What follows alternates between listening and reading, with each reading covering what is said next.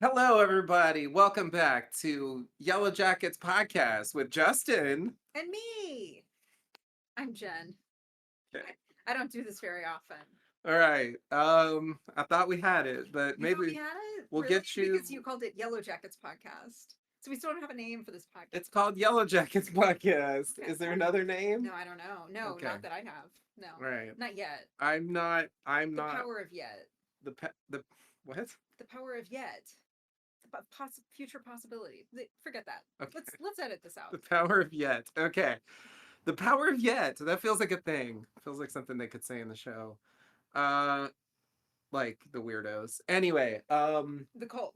the cult. That's what I Hmm. mean by the It's not a weirdos. cult. It's not a cult. Whatever it is, it ain't a cult. Have you looked up cult? All this and Anyway, more in the podcast um, to come. it's Episode like 2. it's like cult is just another word for an intentional community, right? It's, I mean, I'm not a thesaurus. I mean, am I wrong? Okay. Anyway, yeah. So we're back. We're here to discuss season 2, episode 2, which is I don't have it here, but I believe it's entitled "Edible Complex." That's right. Which is pretty funny on a number of levels. I wonder if the theme from this season is classical tragedies.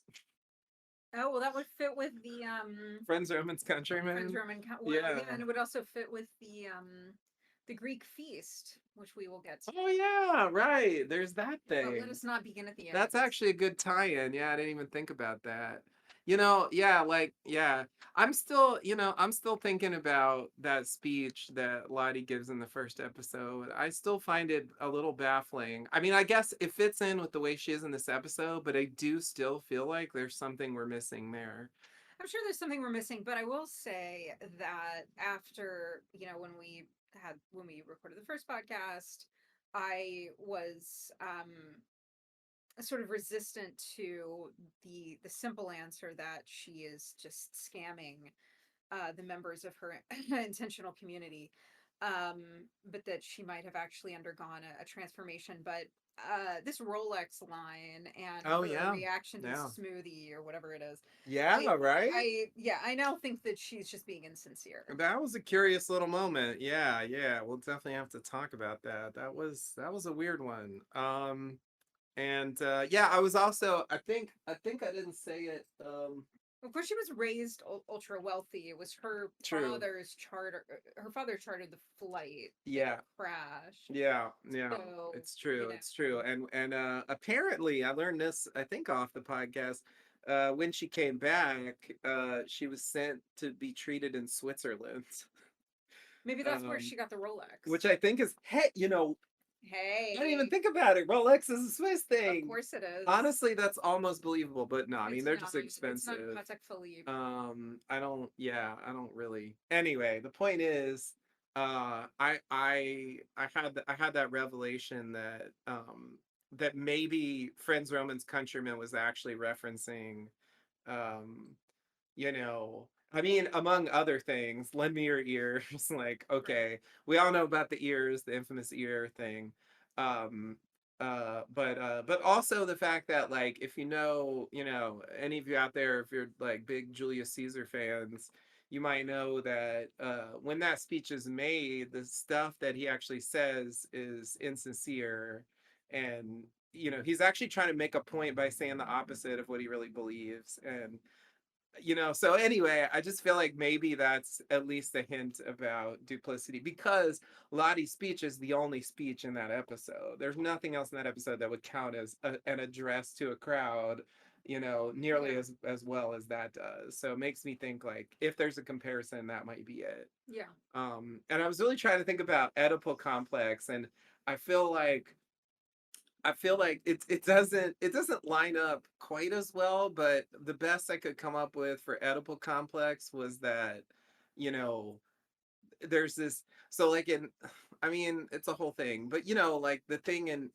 Oedipus is there's this prophecy that he's gonna kill his father and marry his mother, and through like elaborate weird circumstances that comes true. Yeah, but don't give too much away because you want them to listen to your Oedipus podcast.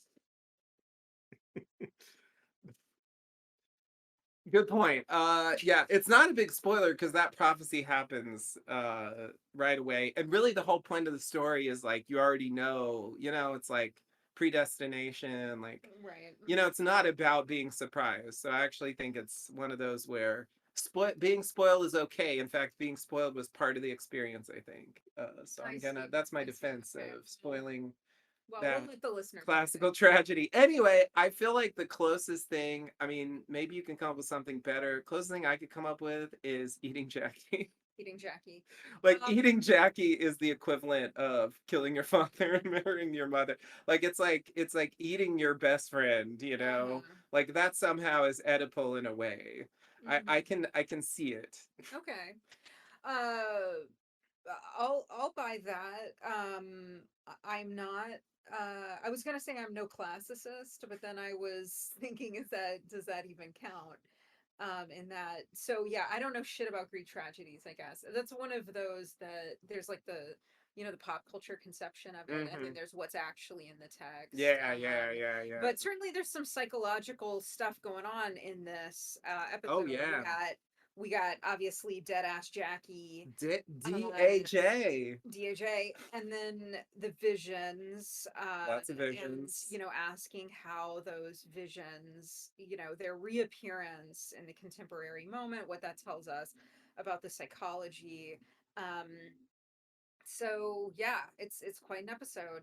Shall we dig in? I guess so. Yeah. So, for this week, I'm gonna do it kind of traditional Lost Lowdown style, which is more or less scene by scene. Now, we probably won't over dissect everything the way some, but Well, we'll see. I just feel like it's easier to talk about the episode when we just follow it the way it's presented because especially in this episode more so than the last one, the two things are sort of intertwined a little Hmm. more, and there's also a flashback that happens at a certain point, and I just think it's easier to just follow the episode as it plays out, and You uh you can just say that it's because last week I totally flubbed it and got us totally. You can just say it. They probably listened to it. No, I that's not it at all. I mean, I flubbed I it too. I mean, everybody flubbed it last week. I mean, that's not on you. I felt like I was leaning too much on their prep, and Sure. and I noticed that when I actually looked at the episode, like there was like Lottie's speech, like they didn't even mention it, and Yeah. I'm just like, what the fuck, like, and I'm like, okay, well, if I want to be sure I see everything, then Yeah. if I just look at the episode, I'm not gonna miss anything. Yeah. So I'll just write my own So shit. let's do it. So all right, so if Previously, sorry, go ahead. thank you. Previously on Showtime's the Yellowjackets. Yeah, so I just wanted to mention one thing about previously on because it bugged me a little bit. Because last week, at the end, when Natalie runs up to Lottie in the camp, she's like, why shouldn't I hit you with this stick or whatever? And she's like, because I have a message for you from Travis. That's what she said last week. But if you look at the previously on, they have her just say, because I have a message for you. They cut out from And then Travis. it cuts to the piece of paper that Misty had, done that classic, the thing from the Big Lebowski with the pencil shading from season one. It Oh, does says, it show so that? it does show that. That's weird because she didn't even emphasize that much. Because I thought they were This reframing it. is, go ahead. I thought they were reframing it that I have a message for you was like my story of what happened with Travis. And like, but it what she mentions the note in passing, Yeah. but she doesn't even say out loud what it said, and she doesn't opine what it meant. So Opine. yeah. Wow, excellent use of an SAT word. Yeah, I hate previously ons most of the time. They tip the hand about what is going to matter in the episode to come.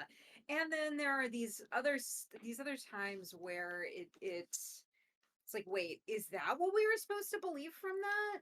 Like, were we supposed to think? Because I did not. I know we talked about this, but I think it's horseshit for like Lottie's got a message. It's that you were right. He wrote it on a piece of paper and then he brought it to me, but you already know that because Misty's a citizen detective.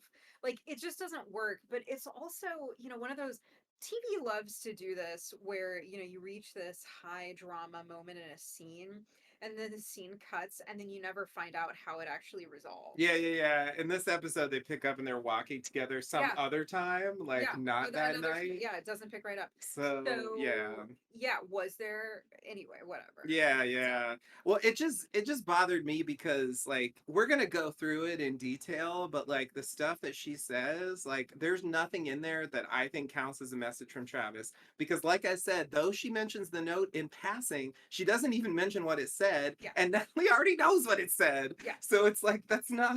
yeah, I don't know. I to me like it's just it's like they wrote it. It's like they thought they needed to clarify that it like it's easier to say I have a message for you from Travis than to say I have a message for you about what happened to Travis, yeah. I want to tell you what happened to which is more accurate, yeah, yeah, yeah, like it just feels like that's what it turned into, and it just yeah. I bothered me agree. because I'm like, there is no message from Travis in this episode. I never heard it. It never happened. I want to hear the goddamn message. I want that message. I know, and I still want to know what the note meant, You and know what else? this episode punts Like, on that. I feel like if he really wanted to send her a message, he could use whatever visiony powers they seem to have to send that message to her. Travis is dead now. All these Send that message to spooky who? to No. Nat. To whom? Okay. To Nat. She didn't have no visions, I don't think. Maybe not yet, but she's gonna. They're all they. Have we ever seen her have a vision? Well, I mean, Like she confirmed? confirmed vision. I well, it's that problem that you were talking about with some of the stuff in season one, where it's like, is this a stylized We way did to? actually. Yeah, There was that thing with her her dad, dad, like with right? the hole in his head and stuff. Yeah. So if you think that it's Yeah. a vision or you think it's like a stylized memory, then that determines the answer to the question that you just Yeah, posed. that's a good But point. I'm I forgot just about that. saying, like, don't you think that given everything else they've shown us in this show, that if Travis really wanted to send a message from beyond the grave to Nat, that he could send it via dream? Yeah, yeah, yeah. And then we could debate whether it really came from Yes, Travis or it's just what yes. Don't Natalie you wanted want to to believe. hear that, listeners? Yeah, yeah, yeah. No, Yeah, I agree. I agree in general. I just think like the point was not it's a message from Travis. The point was yeah. I'm I gonna clarify what I'm happened gonna with Travis. clarify what happened Yeah, with Travis yeah, because I felt like that was really the yeah. the elephant in the room Yeah. there. Well, my favorite example of this, favorite meaning I hate it the most, is how long do you think it would take to train an army? Oh yeah, yeah, yeah. Like there's that feeling that you have about what's the best line to end an episode, Yeah. and then there's that feeling you have when you then have to start the next episode. Yeah. So I'm not Yeah. a, I'm not a writer of anything except Yeah. tedious emails, but Yeah. um Yeah, sometimes like you punch up the line because you need it to work dramatically, but it's more than what you intend. And then sometimes you're just writing a check that you realize later you can't cash because you don't have your other plans like make that not actually work. And I feel like that's yeah, what happened. yeah. I feel like when And they said that, like TV writers, we are the bad check police. we really are. We really We will are. let no bad check Hell go no. No, I unscolded. just did like 10 minutes on one thing from the previously on. So anyway, let's we can move on from that, but I just had to mention it because it as soon as I saw it when it came on and they cut from Travis, I was like, Yeah. God damn it. God damn it. Yes. They're gonna change what that meant. Yep. And they did. Anyway, all right. So we open up on Jackie and Shauna hanging out in the shed, in the past, in the woods. Um and yeah, this scene is interesting, I think, in light of what happens later. Like there's some lines here where like Jackie talks about the fact they don't have food, and she makes these insinuations about like what happened to my ear? What'd you do to my ear? Um and then she asks Shauna to braid her hair. I mean, presumably this is all going on in Shauna's head, but I mean, this is Would you braid the hair of your best friend's body? I mean, if I had to a cover up vision, evidence of having eaten their ear. if I had a vision, they were asking me for it, maybe. But that, like, if you get to that point, like, you are deep. See, to me, like that level of delusion is beyond anything that I think Natalie has seen, at least on the show. Oh, You oh, know? she's on another level. I mean, Ty, as Van correctly points out, Ty is riding her own crazy train. Yeah, But definitely, definitely. and and you know, what's her name? The fucking prophet. Oh, Lottie. Lottie. Yeah. Yes, thank you. Yeah, yeah.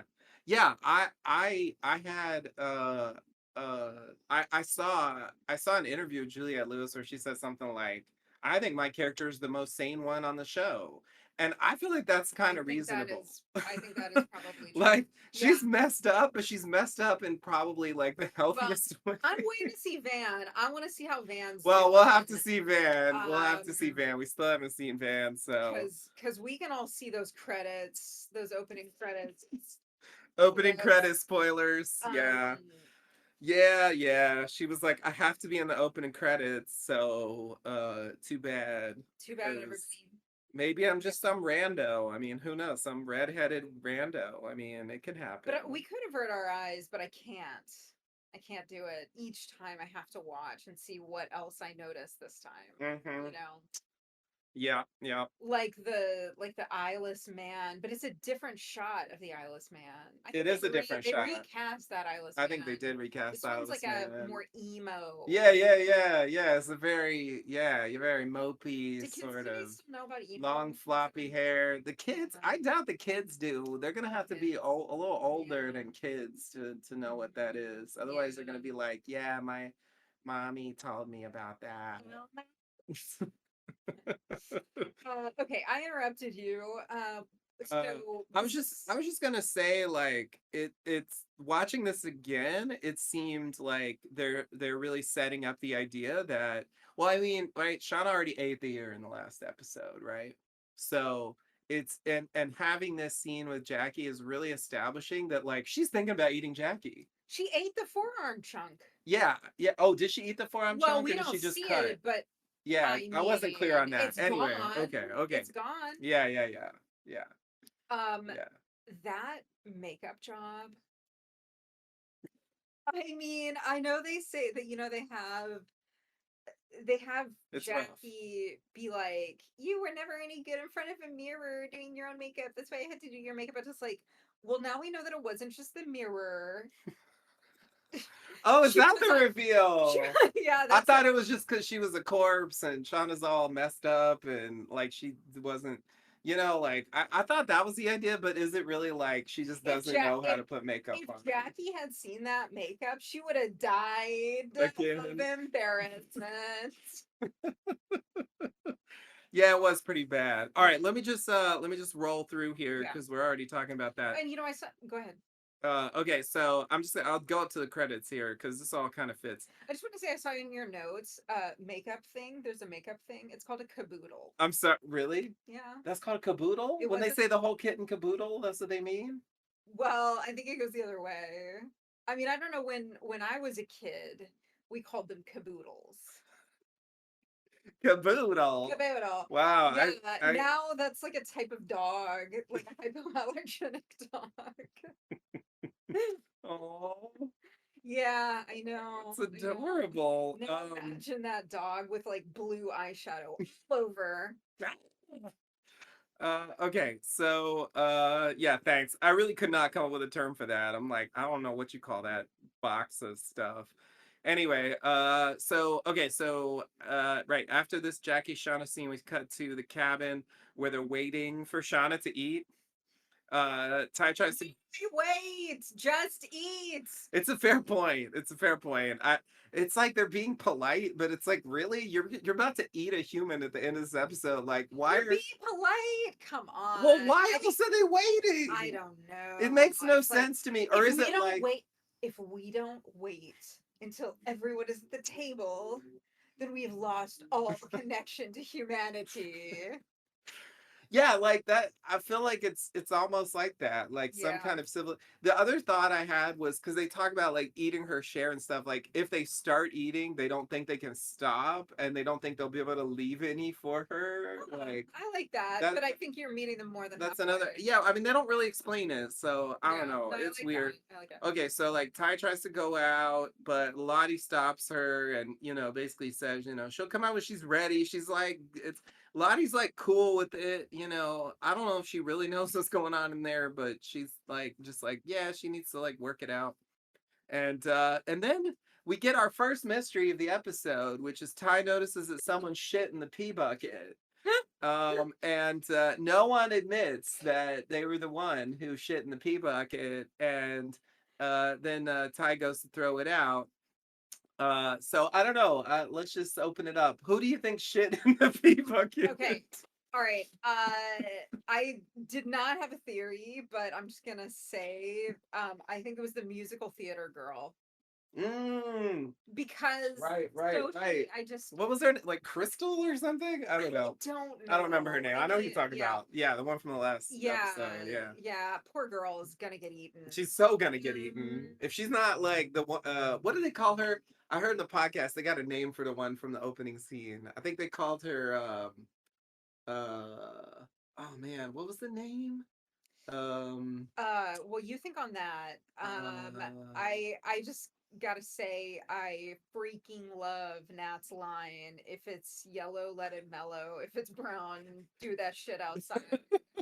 That's amazing. I also think it might behoove them to find a second bucket for taking a shit in the middle of the night Yeah. because I've never taken a shit outside in the cold. I think that's true. I'm pretty sure that's true. Hmm. I mean, I've gone camping. I've roughed it camping before, but never in the cold. Yeah. And I just think like that's not good. It's not good. It's not good. It's not good. I agree. Um Yeah. But at No. least, unlike Game of Thrones, they didn't feel the need to show us the turd. Indeed. Yeah. Yeah. Yeah. They have lines occasionally where they want They would show us frogs. the cannibalism, but not the Yeah, turd. if you want to watch White Lotus season one, you get to actually see a turd. Not just a turd, but you Wow. get to see it emerge Okay, on I screen. was I was razzing you about Oedipus, but that's a bad I spoiler. mean, I feel like it's not too much of a spoiler because I'm not telling you the context, and you will not expect it until very shortly before it happens because Fair enough. there's no setup for it. Fair enough. So I feel like that's Fair safe to enough. say.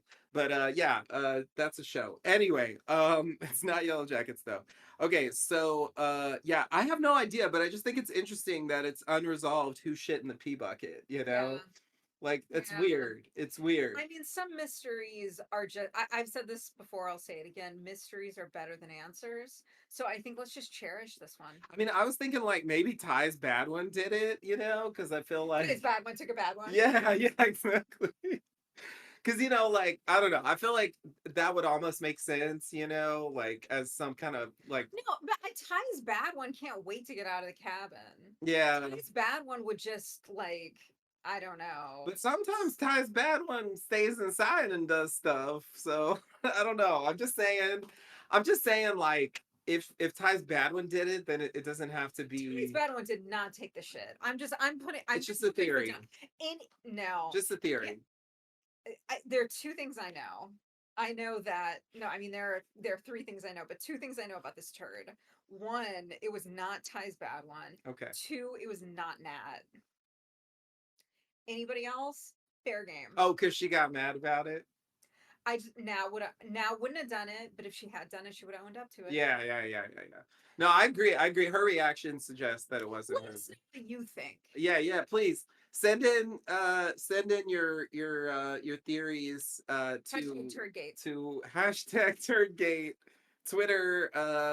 I don't know, this is on Mr. Podcast, so Tweet it uh at you Showtime. can go to at Showtime or at Mr. Podcast. I think that's what it is. Anyway, This is why you'll um never work on social media. let us know Remember. what you think, or in the comments if you're in the Patreon crowd. I'm really curious because honestly, like I haven't heard anyone theorizing about this, and I just think it's a problem. Okay, so we can move on now. So we go back to the shed, and this is where Jackie decides she wants makeup as well, and there's a makeup box thing there, which is apparently called a caboodle. So we'll call it a caboodle now. Okay, and then oh yeah, there's some more lines about food here, right? Jackie says you're hungry, and Shauna says Mari's making dinner, and Jackie says that's not what you're hungry for, which is such a creepy insinuation. And then at that point, she seems to cut her own arm and says, "It's okay." Right? I mean, if she's not saying you want to eat me, I don't know what she's saying here because it seems really clear. Right, but is she saying any of this, or is it just, you know? Well, it's all in Shauna's head, but what I'm saying is, what it means is Shauna is thinking about eating Jackie. Oh, absolutely. Oh, That's my freaking of point. course. Yes, absolutely, of course. I didn't realize how explicit it was when we first watched Yeah. this, you know. Okay, so then we see Shauna's holding the knife, you know. So obviously Jackie didn't do it because she's dead, right? So Dead ass Jackie? nobody else is in there. So anyway, yeah, I guess that means Shauna ate a chunk of raw Jackie arm before she ate the sweet, sweet, succulent roasted Jackie Yeah, I at the just end of think the that episode. you want to be really, listeners, you want to be careful with that. That will make you sick. Uncooked any meat, and honestly, corpse. I don't think any corpse is really fit unless you're a vulture, and some of your listeners might be like literally vulture scavenger animals. I'm not gonna discount that possibility. I just, yeah, you want to cook it for sure, anything, but I think this is not fresh enough. I mean, I don't eat meat, but don't eat corpse. Well, okay, as a counterpoint, I feel the need Eat to I corpse. feel the need to respond that, you know, um it is freezing outside, right? So, you know, it might be relatively safe, you know, Yeah, I mean that's the only thing they have going for them. yeah, like safer, like, and I feel like the fact that it's been 2 months since she actually died, like the fact that it's freezing is the only reason Yeah, yeah. it's actually okay to eat her. Otherwise, It's just, don't they say like you can't thaw chicken on a countertop? I mean, I, I don't know. I don't know. Turn to your local food safety source for guidance before eating yeah, a human corpse. definitely don't take anything we say or anyone else says in relating Yeah, you saw to. that disclaimer from Showtime at the start of the episode, right? I did not. Yeah, from their legal department. Um, all right. So, any further thoughts about this opening bit here? Good to go? Okay. So, we can return if we need to. All right. So, then we get the credits and then we return to the present and we're hanging out with Callie and Kyle, I guess his name is. I had to look it up. They're hanging out in bed. She's upset about the parents, but doesn't fully disclose what's going on. And then she breaks up with Kyle when he doesn't seem to really care what's going on. This is a scene where I was like, okay, what the fuck's going on with this character? You know, if you go back to season one, like I don't think there's a single scene where it's just Callie and no other like main characters. So that's like unprecedented. And then I'm just like, okay, where is this going? You know, and so I started thinking, right? And so I had to do a little research. I had to do a little research because I've been making assumptions, and I thought back and I was like, did they ever specifically say that she's in high school? I don't think they did. I don't think they did. I could Oh, be wrong, but I don't think they ever did. She comes off like she's in high school. She is living at home, obviously. She's subject to rules, right? But they've never shown her actually be in high school. So you know, unless I'm forgetting, I don't think they've shown that. I could be wrong. I looked it up, and so I came up with the following facts. So the actor playing the character is 28 years old, which is technically old enough to have been the baby from the woods. Just gonna say it. That's technically old enough to be the baby from the woods. huh. However, The wiki entry for No, because they talk about her college fund. they There, talk about her college yeah, fund. in season one, there's this thing. There's Oh, this they do. line. You're right. Shauna's like, "There's this much money in your college fund, and yes, I wish that figure were Yeah, they do bigger." say that. You're right. Yeah, no, she's Okay, in so high that school. implies that she's in high school. So now I got other questions. So yeah, so the wiki says the character's teenage, which would make sense with being in high school, which is what I assumed anyway. Um, which is if she's teenage, like the oldest she could possibly be would be 19, which is not old enough to have been the baby from the woods. So and if she's in high school, she's younger than 19. So anyway, I mean, 20-year-olds playing high schoolers is like not Yeah, not an, in fact the actual like Yellowjackets in the flashback, many of them are well in their 20s as yeah, well. yeah, Which is, yeah, I mean that's just a TV thing. I think probably all of them are. Anyway, um there's two things that I found weird. So later in the episode she's hanging out in a bar, right? If she's in high school, how the fuck is she hanging out in a bar? She even gets a drink at the yeah. bar. Oh, that's so cute. Are you saying she's got a fake ID or something? Yeah, girls can drink in bars. It does not if they're over 12. Is that okay? Sorry, is Yeah. there a crypto law that I'm not aware of? Yeah, have you ever heard of Crypto like secret have you laws? ever heard of ladies' night at clubs? I have heard of Have you ever ladies heard of a night. men's night? I have never heard of that. Well, there you go. Okay, so Yeah, okay. so and then I think So what you her were talking she about. and her friend from high school are just hanging out at a bar and Yeah, not and they don't give a shit.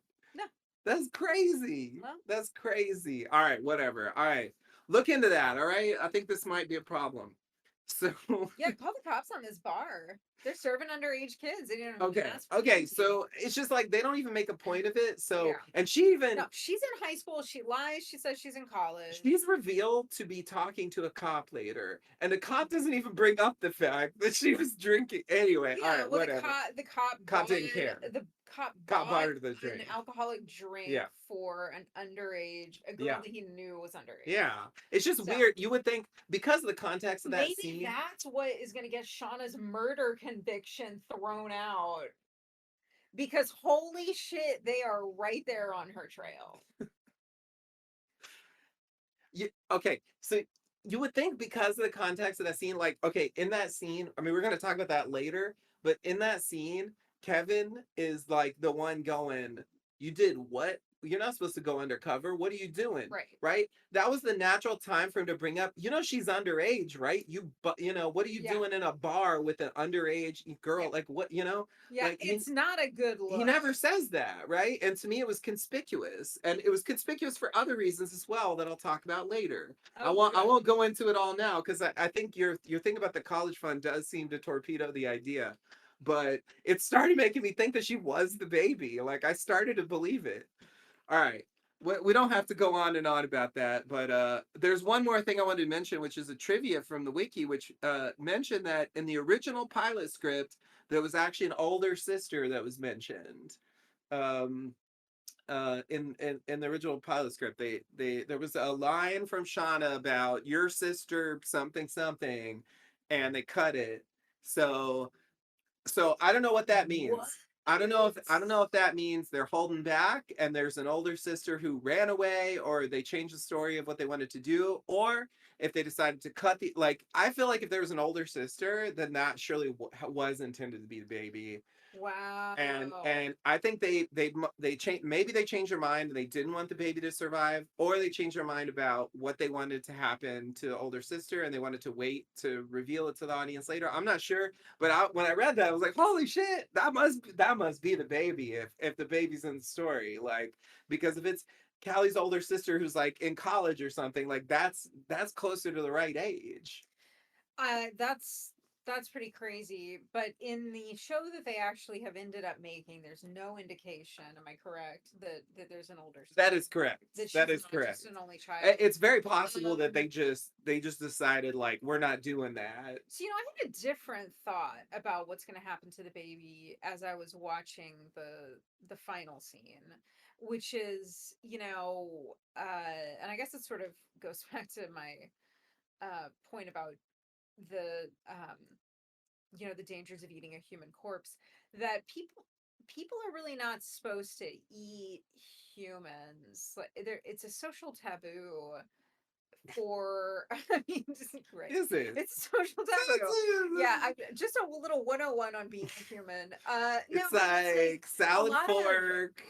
but so a lot of taboos are um they're taboos because they are bad biologically, or they are bad for social cohesion.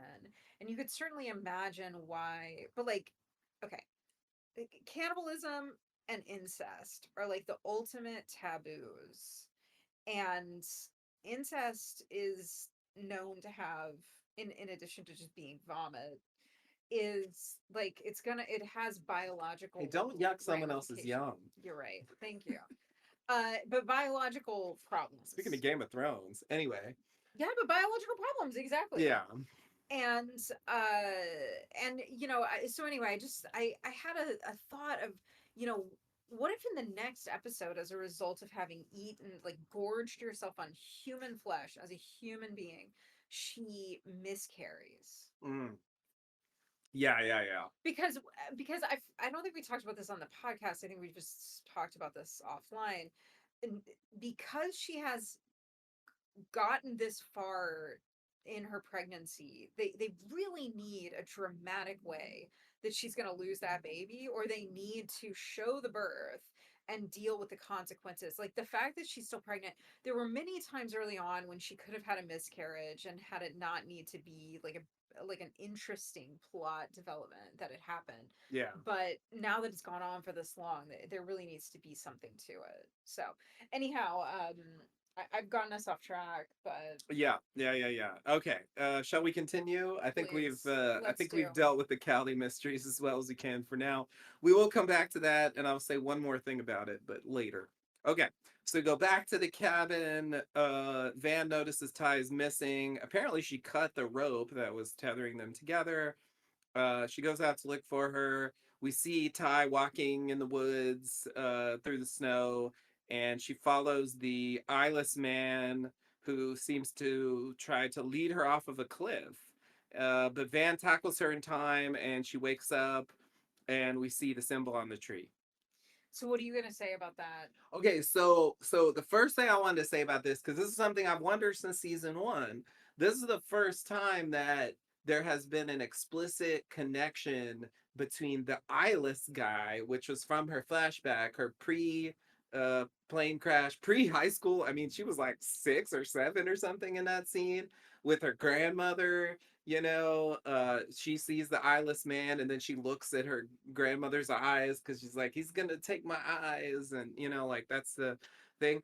And the bad one, the one who does the sleepwalking, right? This is the first time they've ever actually tied those ideas together. So to me, that was because I keep looking for these clues that are tying things together. They've already tied it together with the symbol. They've already tied it together with the wood stuff. But now they've all, because and they show the symbol at the end of this as well. But now they also tied it together with the eyeless guy, and I mean, it might just be in her head and stuff, but just to say, like, they are sort of grouping those things together, and that felt like a milestone to me. The other thing that was curious to me is like, what, like, usually when the bad one does stuff, like she's doing stuff like for herself, right? And like Yeah, it's weird that she seems to be led to kill herself here, like why?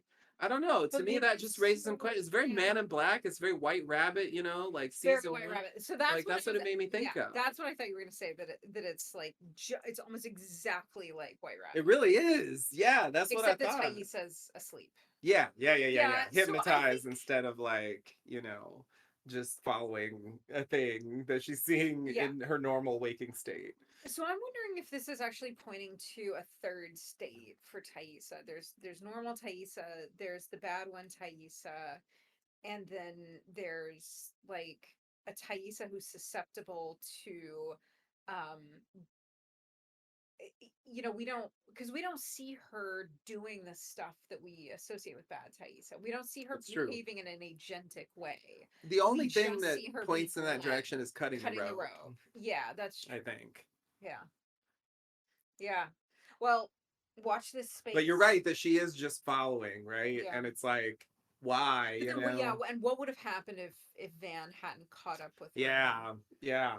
And this Um, is a moment that just hangs. Like they don't talk about this again for the yeah, rest of the episode. And there is some other stuff with adult Thaisa, which we can talk about. Obviously, we will. yeah, Which isn't strictly related to this eyeless guy stuff, but the eyeless guy leading her off a cliff to me is just it was an unprecedented development. I don't know what to think about it, but yeah, I feel it's worth noting. yeah, yeah. So I just have to leave a moment for that. Okay. So you good to go on that? Okay. So then let's see. Van questions Ty about the rope, like how she cut the rope. It's still unanswered actually by the end of the episode. I don't know how she cut the rope. I mean, presumably with a knife, but like where? Anyway. What if she? But so Um what if she didn't cut it? ooh, I guess that's not impossible. What do you think? Like Lottie cut it? That would be my first suspicion. I have no idea. I mean, I don't think that the eyeless man is corporeal and in the cabinet, Yeah, yeah, yeah. but I don't know. No, I yeah, think that's the fact that they interesting. mentioned it made me think that there's something there. Yeah, yeah. I agree. I agree. I agree. Yeah, maybe, yeah. It would be, it would, my only hesitation is it just feels so convoluted if there's really like three Thais estates, Well, you I know? mean, it could be just like a fluid thing. I mean, the thing about the bad one, that's a designation from the kid based on just some limited stuff. But there's a very big difference between going out and eating dirt versus, creating a sacrificial altar. Killing a dog I mean, and those are completely different yeah. things. I mean, Pika's a thing. Um, like the urge to eat non-food, Yeah, sure, usually sure, dirt. sure. But she was Um, also climbing the tree and saying, Sammy, Sammy, Sammy, yeah, you know? yeah, but again, that's not engaging in blood magic. It isn't. I agree, but it's So creepy. it is creepy, definitely creepy, but we've already got a spectrum of behavior, is my point. Yeah, okay, okay, okay. Yeah, yeah, I mean, the eating dirt definitely doesn't, it's very much less extreme. But I mean, this was just a very, to me, this was a different, it felt different in kind from all of that stuff. I agree. I agree. Yeah, So it just seemed notable because definitely. to me, this is like one of the major mysteries of the show is like what's going on there, Yeah, yeah, and so Van asked what was on her mind, there's a vague insinuation here that I don't know that like it's just I mean it's clearly insinuated that it was some kind of response to being out there, like the stress of the campaign. They are sort of directly saying that these episodes are in some way a reaction to what she's going through in her like normal waking hours. To me the real question is how much, I don't know, like how much is she like secretly or subconsciously aware of it? I feel like they really have played that line a lot of like where I can't quite tell. Like there's a couple of times where it seems like she knows, but then a lot of times she acts like she doesn't know. And it's very Leland and Twin Peaks kind of thing where yeah, I'm just like, do you know or do you not know? Like yeah, I can't tell. And it's like a lot of times I believe she really doesn't know, but are there times where she does kind of secretly know but is afraid to admit it, et cetera, et cetera. yeah, It's a thing. Okay. yeah. There's a lot left to uh learn about that. let's see. Right. Oh, so then Van suggests talking to Lottie. uh you know Wrong uh answer. and Ty refuses. Know your audience, um Know your audience, fan. So yeah, Ty refuses and they go back to sleep. Um, Definitely not foolproof. She cut a rope. Like I think she can get out of your arms. But anyway, that happened. I think it's setting the stage for the idea that Lottie will get involved at some point in this thing going on Yeah, with Thaisa's sleepwalking. I don't know how, but I do feel like it's going to happen. And I think it could even happen in the present day. Like maybe she did something back then, and maybe she'll actually go now, Oh. since she's like, Oh yeah, that makes sense that, the Thaisa is will get desperate enough to go to her for yeah. help. Yeah, because things are like, spinning out of Well, control. these parallel tracks just don't make sense. Like, stories ought to converge. Yes, definitely. Definitely. Okay. So then we go Oh back no, to, oh yeah, go oh, on. No, no, you want to say I more? was well, I was just gonna say maybe the accident later in the episode is what precipitates her going. Oh, yeah, yeah, yeah, yeah, yeah. Sort of Yeah. a rock bottom moment. Yeah. Yeah. Rock bottom or rocketing to the top. We'll see. Um, so I don't I Oh didn't boy, I I don't don't know quite the know what that names, but means, it but was great. it felt right. Anyway, Yikes! okay, so in the present, Ty drinks a lot of coffee. There's a montage where she's trying to stay awake. It's very, if any of you are Nightmare on Elm Street fans, it's very like what they do when they don't want to go to sleep because they'll see Freddy Krueger. Like, it's like, oh, I gotta stay awake, gotta keep drinking coffee, gotta take pills, gotta keep myself moving, blah, blah, blah. So we get this little montage. I mean, that all seems relatively sincere for the record. I mean, as far as I can tell. Um, so then we go back to the cabin. We see Ty chopping wood. We see her watching Lottie with Van, and then Nat watches Lottie with Travis. Everybody's watching Lottie with everybody else. She's doing, I guess, what they refer to later as the blessing. Um, that's talked about in the next scene. This is just a brief scene of people watching people with Lottie. Okay. Yeah. Um so then we go to Travis and Nat looking for Javi slash hunting. A little bit of both. I think one of Only one them of those people is hunting, and one of only the, one of those people is looking for one of Javi. them has one priority, and yeah, there you go. Um Travis regrets Nat not being there for the blessing. This is where I got the name, that was a blessing. Um and they discuss Lottie's rituals. Um, Travis wants to go a different way to look for Javi, but now wants to go where the hunting is, which is all too reasonable. Anyway, they make arrangements to split up and meet up later by the mossy tree. They're that weird That mossy mossy tree they tree, refer to the it. mossy tree from That's the what they last say, episode. right? It's like I still don't know what to think about that tree. They mention it, but nothing really happens with it. Something's gonna happen They with just talk about it. I still feel like Javi's there, but anyway, I'll get back to that in a minute. So then we go to Lottie's present day camp. Um, and Nat says this line that I just had to write verbatim. Last I heard, you were finger painting in the loony bin, and now you're running a cult. And then Lottie said, "Last I heard, you were getting out of rehab."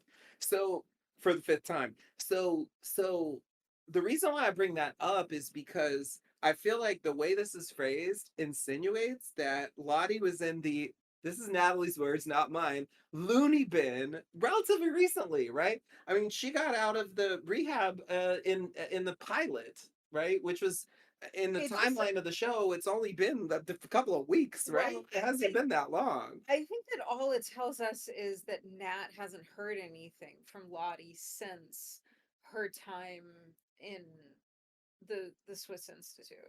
So you think Lottie's info is more recent than Yeah, well, we know Natalie's info Lottie has is? had people following her. Well, okay, that it. Okay, well then she's lying here because then yeah, later she's gonna say I had people following you. So here she said last I heard you were getting out of rehab. Yeah, That's a I think lie. there's To me, it seemed like it was lining them up. It was saying like, here's what these no. things. I mean, I think it's clear that she's been building this intentional community for quite some time. It does seem that way, but So I just think what they're telling you with that line is that these people, unlike Shauna um and Thaisa and Nat, who they're not close, but they've been in periodic contact. That's not the case with Lottie. That Lottie, which we already suspected, that Lottie has been concealed. What's her name? Tori. yeah, yeah, Jessica Jessica Roberts. Roberts wasn't. It seemed like she wasn't able to find her. Yeah, yeah. She said that some of them were living off the grid, and like I think Travis counts for that, but I think Lottie counts even more for that. Yeah, so I Um, think that's all that we're supposed to gather from that okay, all right, fair enough. It just struck me as a bit weird, but it just made me wonder what's the timeline between because we saw her in the loony bin in the previous episode, right? As her younger self, you know. right. How long was she in the institution, and how, Yeah. I don't, yeah, yeah. I mean, I think they'll pick up with some of that timeline with all of the characters. Yeah, I kind of expect that.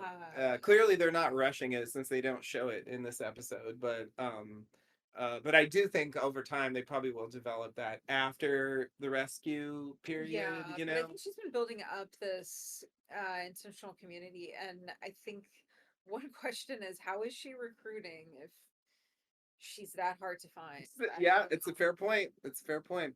Okay, so Lottie insists they're not a cult and says the plan was not to kidnap Natalie, and the guy they were burying was just a form of therapy. And she also says, after Travis died, I was worried you would do something stupid, so I sent my friends to keep an eye on you, and surprise, you stuck a gun in your mouth. They had to act fast. You're welcome, by the way. So then, Fork Lady. Sorry, I could not find a name for Fork Lady. I think we all know who Fork Lady is. Um, just gonna call her Fork Lady until we get a name. She's been featured in 2 episodes in a row, so I can only assume that the character will be named at some point. But anyway, Fork Lady comes up to give Lottie a shake, but it's the wrong kind. And after complaining about it and a glance at Nat, Lottie finally takes the shake. Nat apologizes about the forehand, but Fork Lady walks away nervously. Yeah, so this was um yeah, so there's multiple things I want to talk about here. So the first thing is, so I sent my friends to keep an eye on you, right? So there were people spying on Natalie after, so I mean that literally contradicts the thing she just said, but okay, whatever. Never mind that. The other thing is, like, another podcast brought this up in that I heard, at the end of season 1, this bank character who was researching Travis's bank account, and we hear this frantic call that she makes to Natalie as they're seeing Natalie get kidnapped. She makes this call and she says, I don't know what you've gotten me into. I think I'm being followed. Uh-huh. Who's Lottie Matthews, right? So, like, they were bringing this up to say, like, oh no, I think, Lottie's not all she appears to be. And I'm willing to accept that Lottie's not all she appears to be. I think that's par for the course with this show. But I think with this line, it kind of opens up the door um for an explanation. Like, if Lottie had agents out there Yeah, spying on Natalie, yeah, then it's not out of the question that they would also be spying on people meeting with Natalie. yeah, yeah, And that's all it was. yeah. Like, it comes off as like super sinister, It but it was does, yeah. just them keeping an eye on Nat. Like, they weren't really trying to do anything. Right, they're not following the sponsor per se. Yeah, exactly. Yeah, it kind of reframes it, and I just think, like, to me that's a better Yeah, explanation yeah, you're right. than, like, Yeah, I hadn't thought about that, but you're right. That makes more sense. because I'm inclined to believe, like, a lot of what she says. Yeah. There's actually one specific. So there's two things. One thing I'm going to talk about right now. One thing I'll talk about later, where I think she's kind of, um, either not telling the whole truth, or kind of, sugarcoating things. But I do think, like, for the most part, she's pretty sincere here. I do too. I Nat says, "I know there's something you're not telling me," and that makes me think that the viewer is supposed to believe that there's something she's not telling. I have a specific theory about that. Okay, well, great. Well, let's. uh Yeah, which maybe but I we want can to hear discuss that when we get to that it. part. Okay, all right. Because that's a Yeah, that's later. whole That's later. thing which I will read in full, so you can Oh, look forward to good. that. Oh, good. We're gonna read that entire scene, and I will tell you specifically what I think that is referring to. Because I have a specific theory about that. Okay, so yeah, the other thing I wanted to say here was this little moment with Fork Lady and the shake. Like the thing that was interesting about it is it was Lottie's mask breaking. Like she Yeah, kind of she pitches this fit, small fit, but still like she's kind of like yeah, irritated that this is the wrong kind of shake. Like what is this? This isn't what I asked for. Like it's like the whole facade of like right. I have this like deep like I'm inner peace and transcended, I'm but just it's, looking to like help people and like that's my whole thing. It's like really like you got the wrong shake and you're like and it really comes off to me looking at the scene like the only reason why she accepts the shake and she doesn't like take it further is because Natalie's there. I She agree. looks, she glances over and she's like, oh, it's okay. I'm sure Right, it's yeah, she fine. sees the look of judgment on Natalie's Yeah, yeah, face, yeah. of like, you look like oh, you're a charlatan. Yeah, yeah, yeah. Like, why are you treating her like what's wrong with you? Like, I don't know. Anyway, to me that it made it an interesting moment because it was like a break from the way she is in most of the episode. Like 99% of the episode, she's got this one mode. And in the flashback as well, like I'm just here to help. Yeah, I just want what's best for you, like that's my goal here. yeah, Okay. All right. So, all right. Are you gonna continue? I was gonna yeah. jump away. Let's go Okay. ahead. All right. So then we get this brief scene where Shauna goes to Callie's room to try to talk and offers to go to the mall. This may come back later. Callie refuses, and then Shauna leaves. Very short scene. Very functional mostly.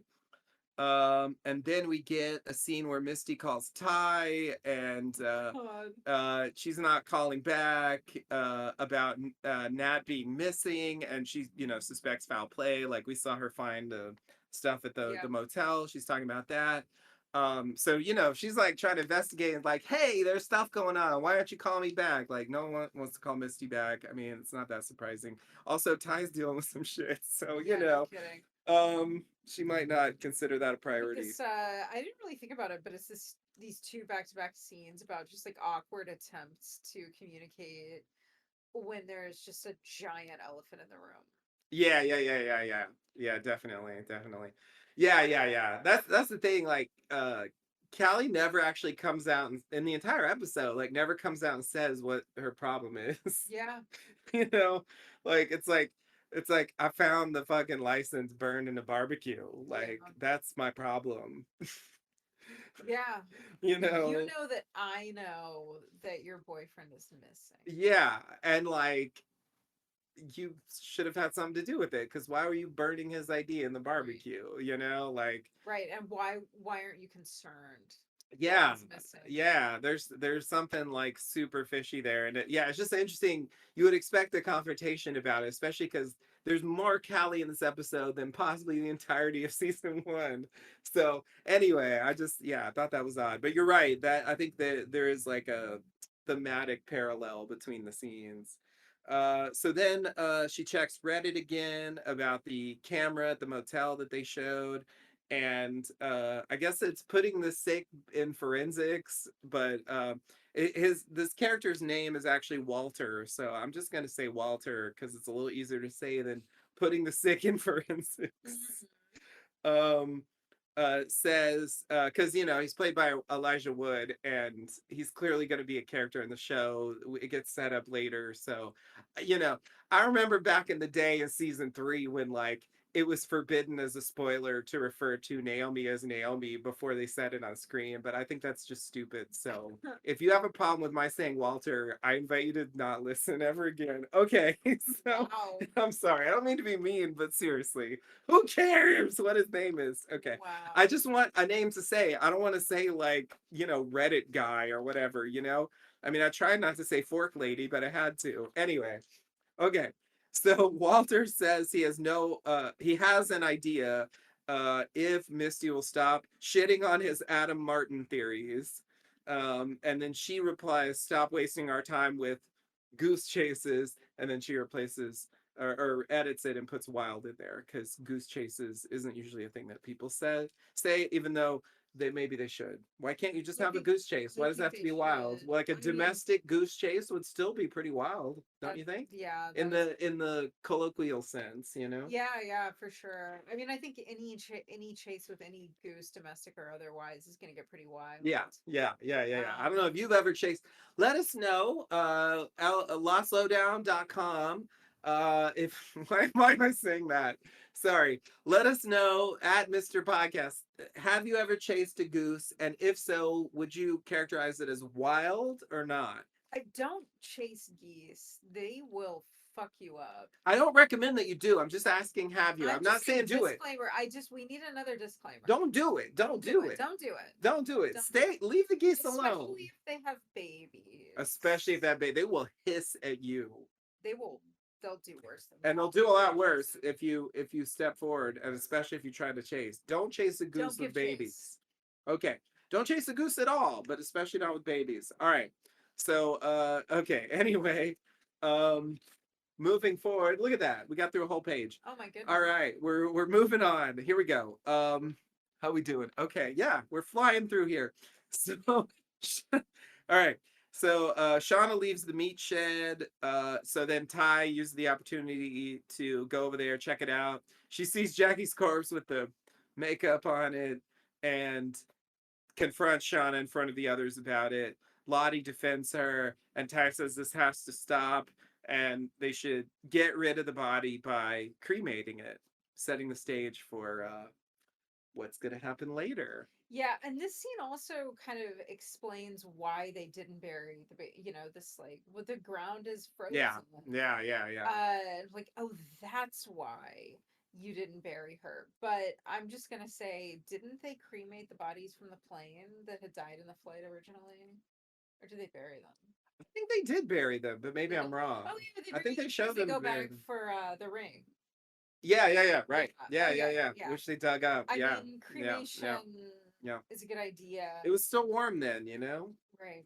So Right. it was no big deal. But yeah, Yeah, that's right. Because I actually thought that they buried the bodies pretty fast. yeah, they did. They did. It was really It early. was like they'd been on the island in the wilds for a day. I think it was episode 2 when that Yeah, happened. yeah. It was really In my fast. opinion, they shouldn't yet have given up on the possibility of being found. Um, I agree. I agree. But maybe they were watching the show and they saw that yeah, Misty they knew. destroyed the Yeah. flight recorder thing. I can't wait until everyone finds out about that. Will it I ever can't wait till happen? they find out that they're like 3 miles from Seattle. Not impossible. All right. So in the present, Shauna answers the door and it's Kevin with a Y, everybody. I Yeah, just want you to know that Kevin is spelled with a Y. yeah, you need to know that. It's really important. Okay. He asks about Adam Martin, shows a picture. She admits that they were in a fender bender. She says they aren't still in touch. Kevin says they have records of texts, but many texts between them. Shonda says he was an asshole and she had to hound him for the money for the stuff. And then Callie interrupts and says they need to leave before the mall closes. Kevin says they'll be in touch. Shauna wonders if she needs a lawyer and then kind of plays it off because he's like, why would you need a lawyer? Because really, you should just need a lawyer if you're a suspect. And why would you think you're a suspect? Anyway, at least that's my reading of it. Right. And then he leaves. She thanks Callie, who asks her why she's lying to the police. I think you know why she's lying to the police. Anyway, Shauna claims they wouldn't believe her because of feminism, but then she dodges that or veers away from that and says, "No, actually, it was to protect Jeff from the rumors about the affair." She doesn't want it to be known Yeah. in this small Yeah. town of whatever New Jersey that my wife had an affair and it's beshamed me and I can't show my face in public. I'll never sell another couch again. It's very Who sad. would take a couch from somebody whose wife is cheating on him? I mean, These these excuses, I don't know. yeah. Callie tries to leave, but Shauna asks her to use the back door because Kevin might still You know, be I out front. I love I love that or sorry, I love that sequence that like, you know, it's not that she's going to tell her not to leave to stay and spend time with her, but just you know, go out the back so he Yeah. doesn't see you. She's so pragmatic, Shauna. You know, she's just got her eyes on the prize, or Yeah, I yeah. don't know. She's just singular, and so then it raises the question for me why she is so bad at lying to the cops. She is bad at lying to the And in the cops. previously on, they showed the thing with Misty prepping her Yeah, and yeah. saying, like, you know, talking to cops is hard. Yeah, yeah, Um, yeah. but yeah, I don't And her know. thing was, all you should say is, I want my lawyer. Right, And she does mention a lawyer, but that was after she already said a bunch of stuff that was lies. And right. it was like, it actually made it more suspicious that she brought it up at that point. Yeah, but So this, the only thing to say is I want a lawyer. You know, that's really when you've already been brought into when the you're a station for suspect, questioning. yeah, Yeah. yeah, yeah. So, That's fair. so this is flipped That's on fair. its head because he's just shown up as a courtesy or whatever. But it doesn't look good. It doesn't look good. No, I agree. And clearly, let's just say the walls are closing in, The walls are closing to in. coin a phrase. I think this might be, this might be going somewhere. Now, are we heading for Kevin finds out what actually happened, and you know because Natalie's implicated, for example, like he like lets it go? Like, I don't know. I'm trying to think of like, how does this end, because it doesn't end with our main characters in prison Right, for murder. So how else can it end, And just because, from season one, like that was a path I could see them going. Like, why would he let it go? you right. know, as a cop, like why would he possibly let it go? That's the best reason I could come up with. So Well, if that happens, Nat's gonna need to be nice to him for longer than like 4 hours. just to like take his gun, and yeah. Right. Yeah, I agree. Hopefully she'll do that. If that actually happens, I don't know. We'll see. All right. So then we go over to Ty, adult Ty. She comes downstairs, and Sammy's there with Steve. Wow. Oh my God, it's Sammy and Steve hanging out. He apparently walked there from school. And Ty tells him to go play with Steve so she can call Simone. And she tells Simone that Sammy's there. Simone's kind of incredulous, but says she's on her way. This all seems like fairly functional, normal stuff. We'll come back to this later. Uh-huh. Like that scene feels normal, but and later on I'm questioning what's even happening here. But I don't want to get into it now. Okay. So then Misty looks for replies on Reddit at work and sees TV's Elijah Wood playing Walter. He seems to be getting a tour, but he throws Misty a knowing glance as he passes by. Oh, that's what I have to call it. Yeah. Misty looks in the refrigerator, seeming like she knows. Anyway, and she finds a note addressed to her. She opens it, but it's blank. Mm. That's weird. Why would you leave That me a is blank weird. note? How weird.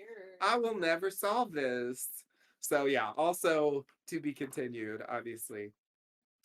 Travis treks through. So we're going back to the cabin era, but we're in the wilderness at this point. Travis goes treks through the snow. Nat waits at the tree, and then at this point, through flashbacks, we learn that she went through Javi's stuff. She grabbed a piece of his clothing. She cut herself and put her blood on it. And when Travis comes to the tree, she shows this like piece of bloody clothing and claims that she found it hanging from a tree. And Travis breaks down. Okay, so I have some specific thoughts about where this is going. All right, So let's hear it. here's what I envision. Number one, I think Lottie's right and Javi's still alive. So Yeah. Lottie's so Javi's still going to be alive. Travis is going to find out that Natalie set this up, and Yeah. it's going to be a whole thing Yeah. because it's like, you did what? Like, come on, she's going to be Yeah. like, you wouldn't move on, and it had been 2 months, and like blah blah. I can Yeah. just see the whole thing playing out Yeah. already because I just feel like it's inevitable that Javi. I don't think Javi will survive the wilderness, but I do think he's going to be alive this season. we'll see, how that plays out. But I find it really hard to believe that he's actually dead after all this, or that like they'll just never for sure find him, that just seems unlikely as well. I just feel like, especially with this reveal specifically, I think the stage is set for Travis to find out. And I feel like the easiest way for him to find out is how he's actually alive. And like, oh my God, we found your bloody clothes. You what? No, these are my clothes. What are you Right. talking about? Right. That's what I see Right. coming. Yeah, yeah. Um, I agree. It's one of those things where you see the future yeah, when the scene happens.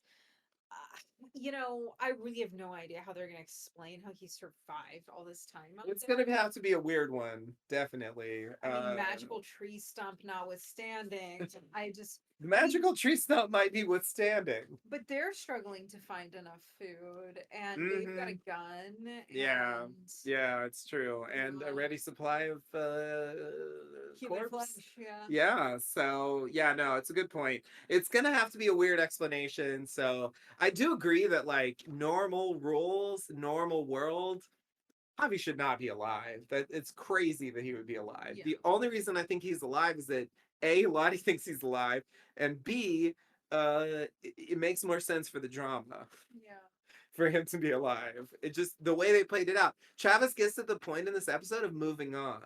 yeah, And to me, that's a sign that it's going to be short lived, that it's going to be shattered. And even though he'll be happy that Javi's still alive, he's going to have to confront the fact that Natalie like contrived this scenario, then lied to him basically. yeah, Okay, because I think like there's no way she gets away with this in the end. It's already like on shaky ground on a number of levels. If Javi's really dead, maybe there's half a chance, but I just don't think he is. So I'm not counting on it. Okay, are you ready? I am All ready. right, so we're about to get into transcript territory here. So so we Okay. go, this is Lottie's present day camp. We see her turn the sign over to sharing in session, and she begins to talk to Nat about what happened to Travis. So at this point, I'm gonna read what is said and make a few comments along the way because some of it's visual. Um uh, so yeah, anyway, just so you know where we're going with this. Yeah. All right, so here's what she says. On the night Travis died, he called me. He said the wilderness had come back to haunt him, and he said he knew what he had to do. I asked him what he meant, but he just hung up, and I panicked. I drove all night, and by the time I found him, he was a mess. He was terrified. He was paranoid. At this point, we go into the flashback and we hear Travis, adult Travis, say, the only way to confront the darkness is to get as close to death as possible.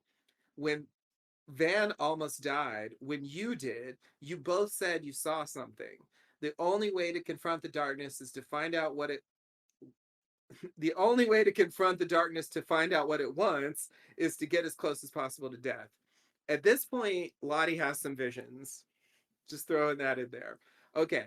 Um, then Lottie says, "Stop reliving this. You're in the vice grip of your trauma." And then she does her Lottie touch, the new season 2 Lottie touch magic thing, right? Just a little, touch to the chest, Yeah. and everything's fine. And then she says, "This is to Natalie. I felt like I had reached him. I just wish I'd never fallen asleep." And then Natalie says, "You don't think with him like that you should have reached out to me? You don't think I could have helped him?" Lottie says, "I asked him that, Nat, and he said you would only make things worse." It's a horrible thing to hear. Question about that. On the other hand, he wrote a note saying, "Tell Nat she was right." So I don't know. Anyway, I just think there's some questions here about what's going on there. But yeah, that's clearly the point. Okay, and then Lottie says, "I woke up in the middle of the night and Travis wasn't there. He left instructions of how to get into his bank account, and he'd written you that note." Oh, We see that's all she says about it. We see Lottie take the note. We see that it says, "Tell Nash she was right." That's a note from season one. yeah. But all she says is, "He'd written you that note." The end. We see her take it. That's all. So I mean that's why they had to do the pencil thing. You know, it's Yeah. basically an explanation for why the note wasn't there. Right. Right. Okay. Why didn't you tell me he wrote me a note? Anyway, it's funny, like she's acting like Natalie already knows what the note says, Right. but like she took it according to the flashback, which means she shouldn't know that Natalie knows what it says unless she knew that she like went into his place and like figured it out from Yeah. like how would she know that? Anyway, all Yeah. right, whatever. Doesn't matter. She watches the show. It's fine. Okay. Then she says, I drove as fast as I could to the ranch where he worked. I don't know why you thought he was there, but he was there. And then I found him in the barn. He had lit candles around him in the shape of the symbol. Okay, so then in the flashback, she says, Travis, what the fuck are you doing? And he says, I'm going to hang myself until I pass out so I can talk to it, you know? He had rigged his neck to a crane. She says, do not press that button. And he says, if it tells me what it wants, I can make it go away. Just a few inches off the ground for a couple of minutes. Just a few inches off the ground for a couple of minutes. I just have to emphasize there. Okay. Yeah.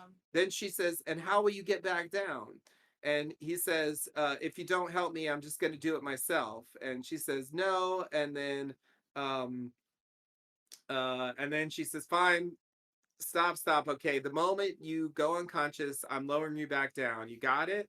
And then he says, do it. And she does it. She, you know, pushes the button. He's raised up a bit into the air. And then, you know, he's hanging there for a bit. We see that, you know, it's getting pretty bad. And then she tries to push the buttons to lower him, but the buttons don't work. Yeah. At this point, Natalie says, so that's a story. Travis fucking died because the buttons got stuck. And she says, it was a horrendous accident. Natalie at this point says, I know there's something you're not telling me. Lottie says, I swear.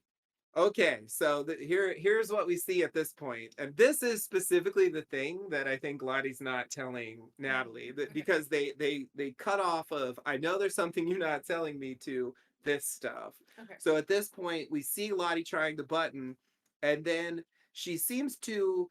I'm not actually sure how to characterize this. There's a couple of ways. She seems to both have a vision and also to recall her uh Laura Lee vision from the like baptism scene. You know, Yeah. we see her sort of relive that, but we also see her go outside and see Laura Lee come up Hmm. out of the darkness. Yep. And then her face like disintegrates.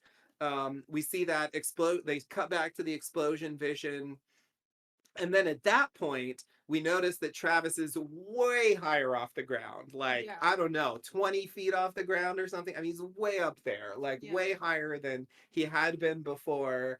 No indication of how that happened. Okay, so anyway, this is the thing I think she's not saying. Like, I saw Yeah. all this shit, and also when I turned around, like, he was like way higher than he was before for no Yeah. apparent reason. Okay. So then she says, I didn't kill him, Nat. I was trying to save him. Uh, uh, she picks up the candles and leaves. And then Natalie says, well, that's funny because every time you try to save someone, a lot of bad shit happens. And look at you now, 25 years later, and the same shit's happening again, only this time you're wearing a Rolex. And you have all the broken toys around here who think you walk on water. I'm gonna put a stop to your fucking bullshit. I don't know how yet, but I'm gonna stop it. And then Lottie says, well, at least you'll have to stay alive to do that. So it's a win for me. And then she says, this is my favorite, take me to the train station. Oh. Take me to the train station. I just love that line. Or however somebody gets out of here, back to civilization. And then Lottie says, well, I'm afraid it's too late. You'll have to spend the night here. So your plan for my destruction, it will have to wait until you're rested. At this point, Natalie leaves and the scene ends. All right, so that was the big reveal about what happened to Travis, right? Yeah. Which you know, the quote unquote murder of Travis was a big mystery in season one. Yep. I definitely thought that you know, um, I definitely thought that after the first episode where they show Lottie doing the touch, and also in this episode, there's insinuations of Travis buying into Lottie's like whatever it is she's doing, Yeah. like finding some kind of comfort in like this like vague spiritual practice, I Yeah. guess. And there's actually more coming later. Um, it set the stage for me where I thought like maybe he was involved in some kind of ritual or something with her cult, right? Yeah. Now that we know what her cult is, and we see sort of what plays out, like I believe the story. Like I don't actually think that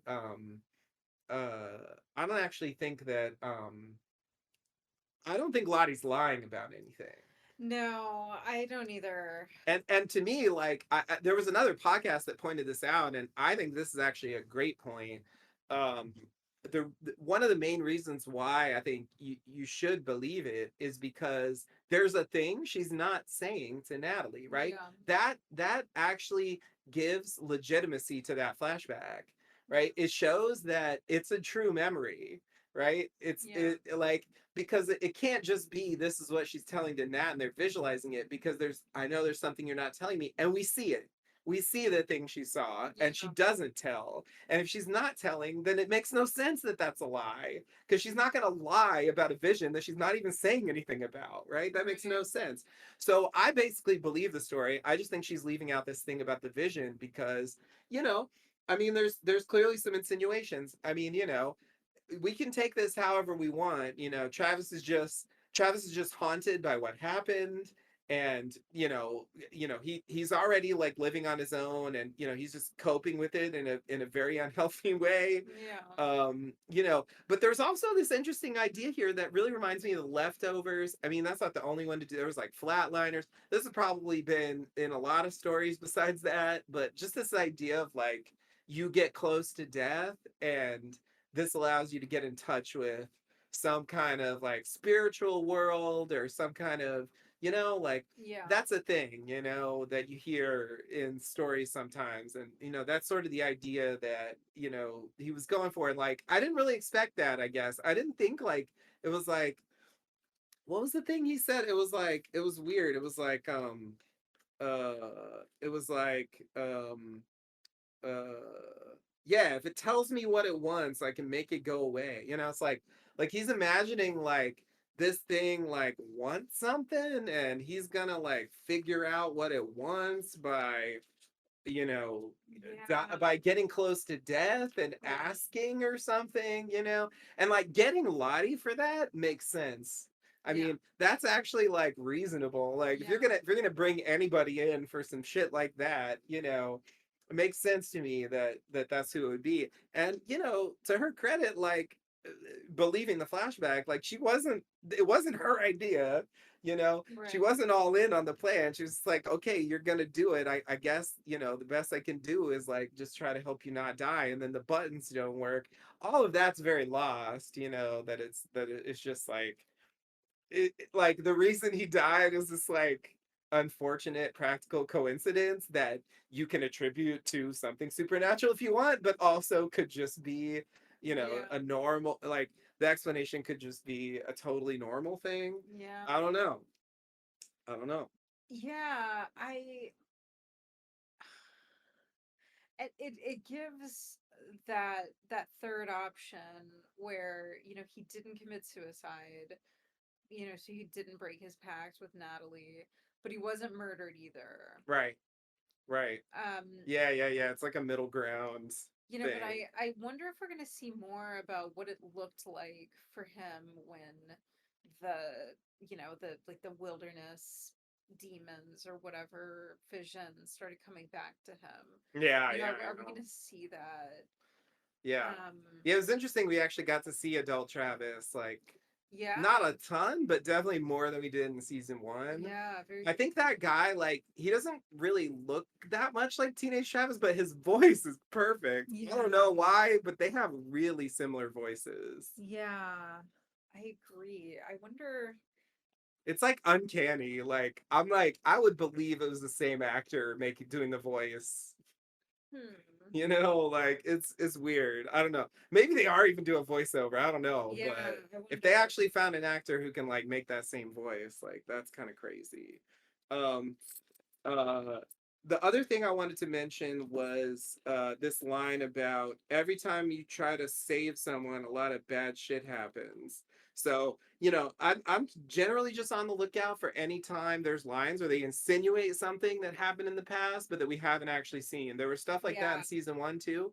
You know, there was some line about where they were sitting in the van, like waiting around, and it was like, we wouldn't be here if it weren't for Natalie or something, you know, like yeah, and they talked about you know how bad it can get, you know, with yeah, Thaisa exactly. sleepwalking, you know, so there's all this stuff where like all Yeah, they're clues about how much more we haven't seen yet yeah, in the show exactly, as exactly. things.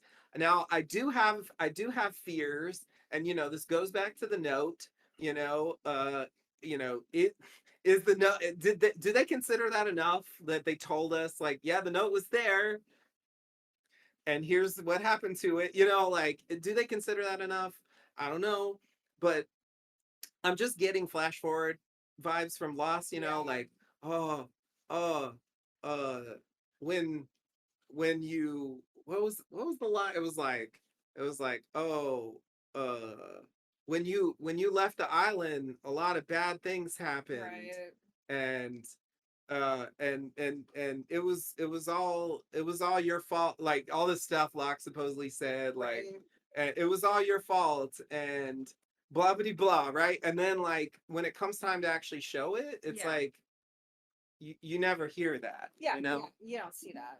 And so I'm just concerned about the practicality of TV writers. Like, can they keep up with all the checks they're writing about Again, like I stuff that don't think happens? so. I think this is a this very common problem with mystery shows. They can't cash those checks. It's so hard. It's so hard because it's like they can say the line in the moment and believe it, but it's like, are they prepared to actually follow through with that later? Like, I don't No, know. and it's you get these lines and they sound good.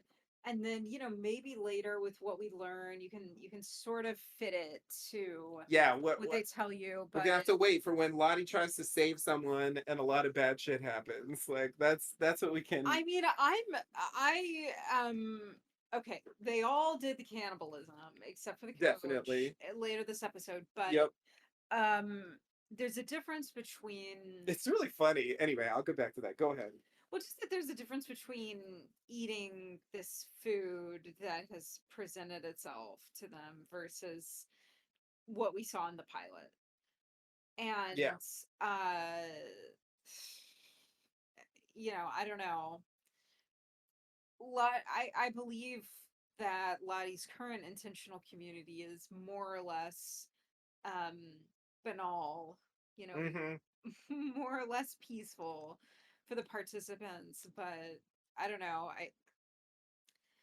I feel like the connections that one might make from the pilot to where we might be headed with Lottie's charismatic leadership on the islands. I don't know.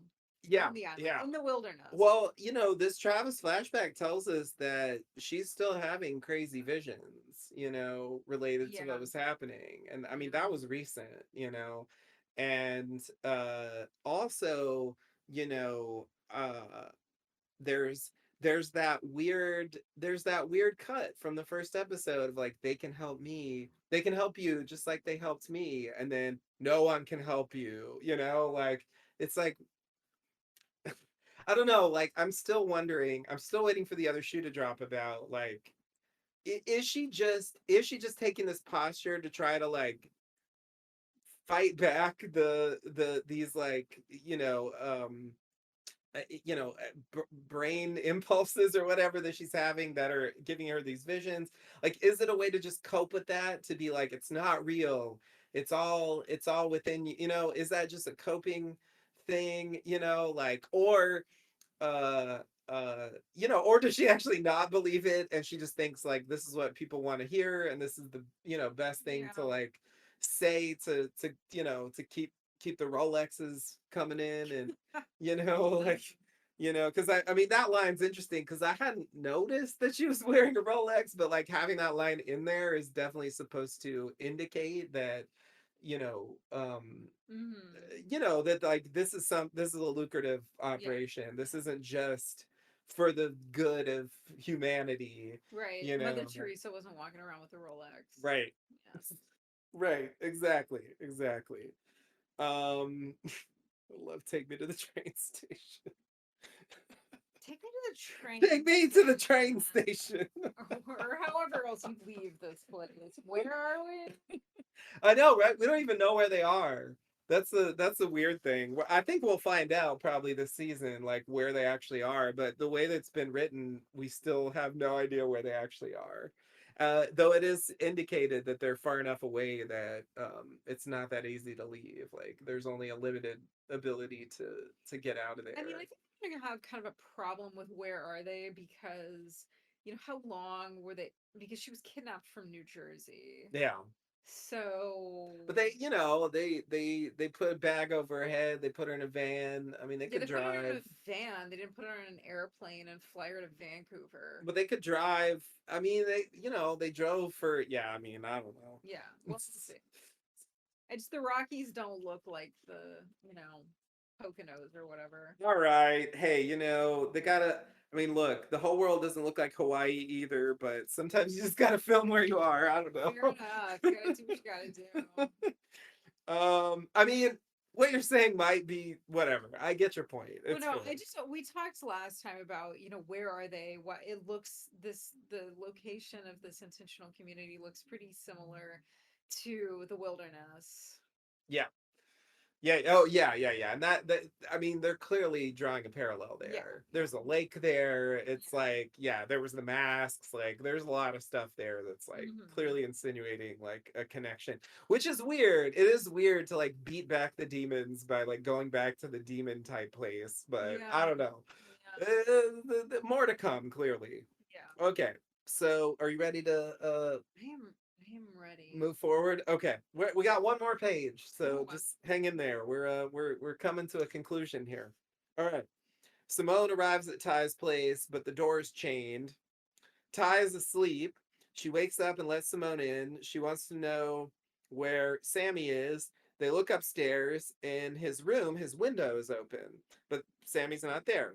So Simone suggests they go and find him. A nice, simple, functional scene that I'm sure will lead nowhere. I want to say more about that, but I'm going to wait until we get to the end yeah, of that. yeah. Okay. Back to the cabin. Shauna watches the others making the pyre for Jackie. Pyre is the correct term here. I looked it up. They bring out Jackie's body and discuss taking her jacket, but Shauna refuses and almost fights with Mari about it. As Shauna's looking at the body, we see the cut on Jackie's arm, and Lottie sees it too. Shauna covers it up with a sleeve, and they exchange a glance. Lottie takes off the heart necklace and puts it on Shauna. Okay, so this was a notable moment for me because it shows that, to me, it shows that Lottie understood what that was Yeah, and didn't say anything about it. yeah, Thought, seemed to consider it okay. yeah. So, I don't know. Is it Lottie is just pretty permissive. very permissive?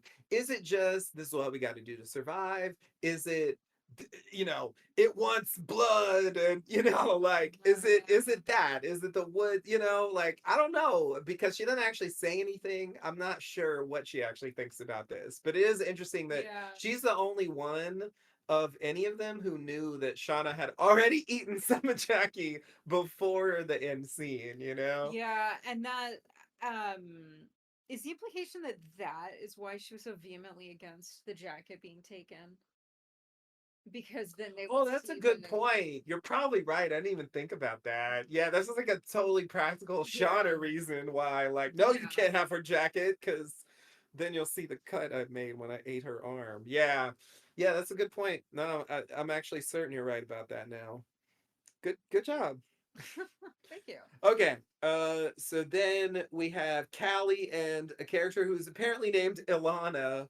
I had to look that up. hanging out at a bar, just like, like apparently like 16-year-olds always do. 17, 16-year-old girls do sometimes. That just totes cash.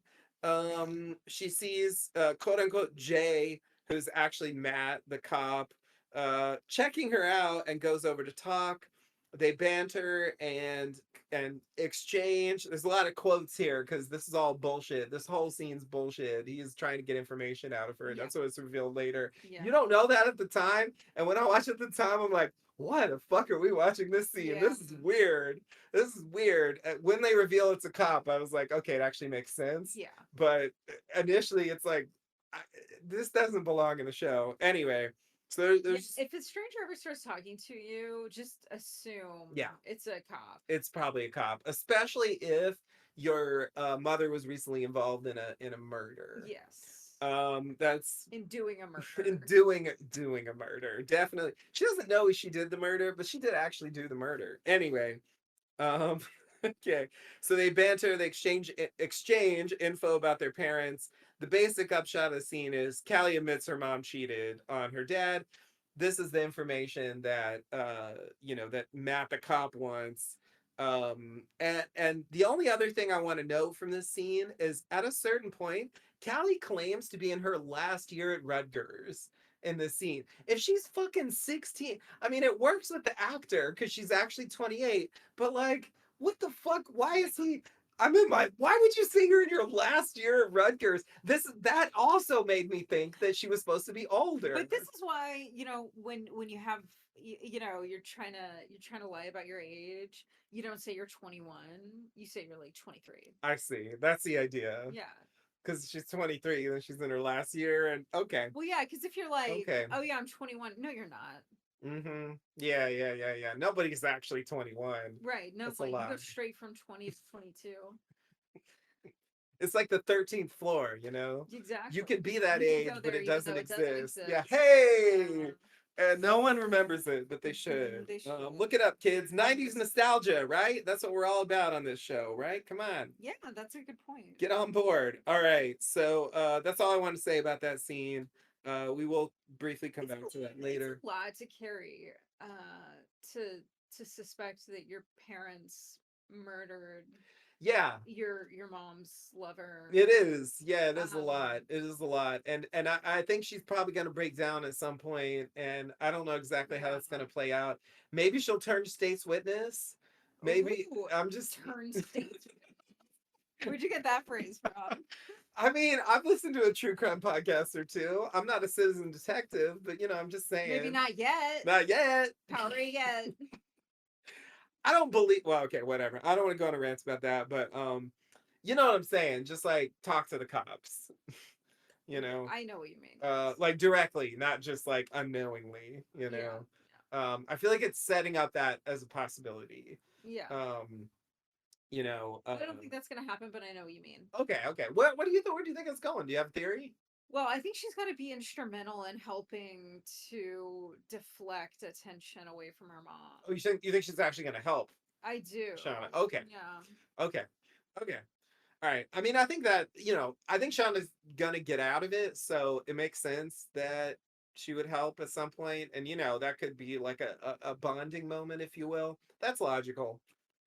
That's logical. Yeah. But I feel like she might. There might be some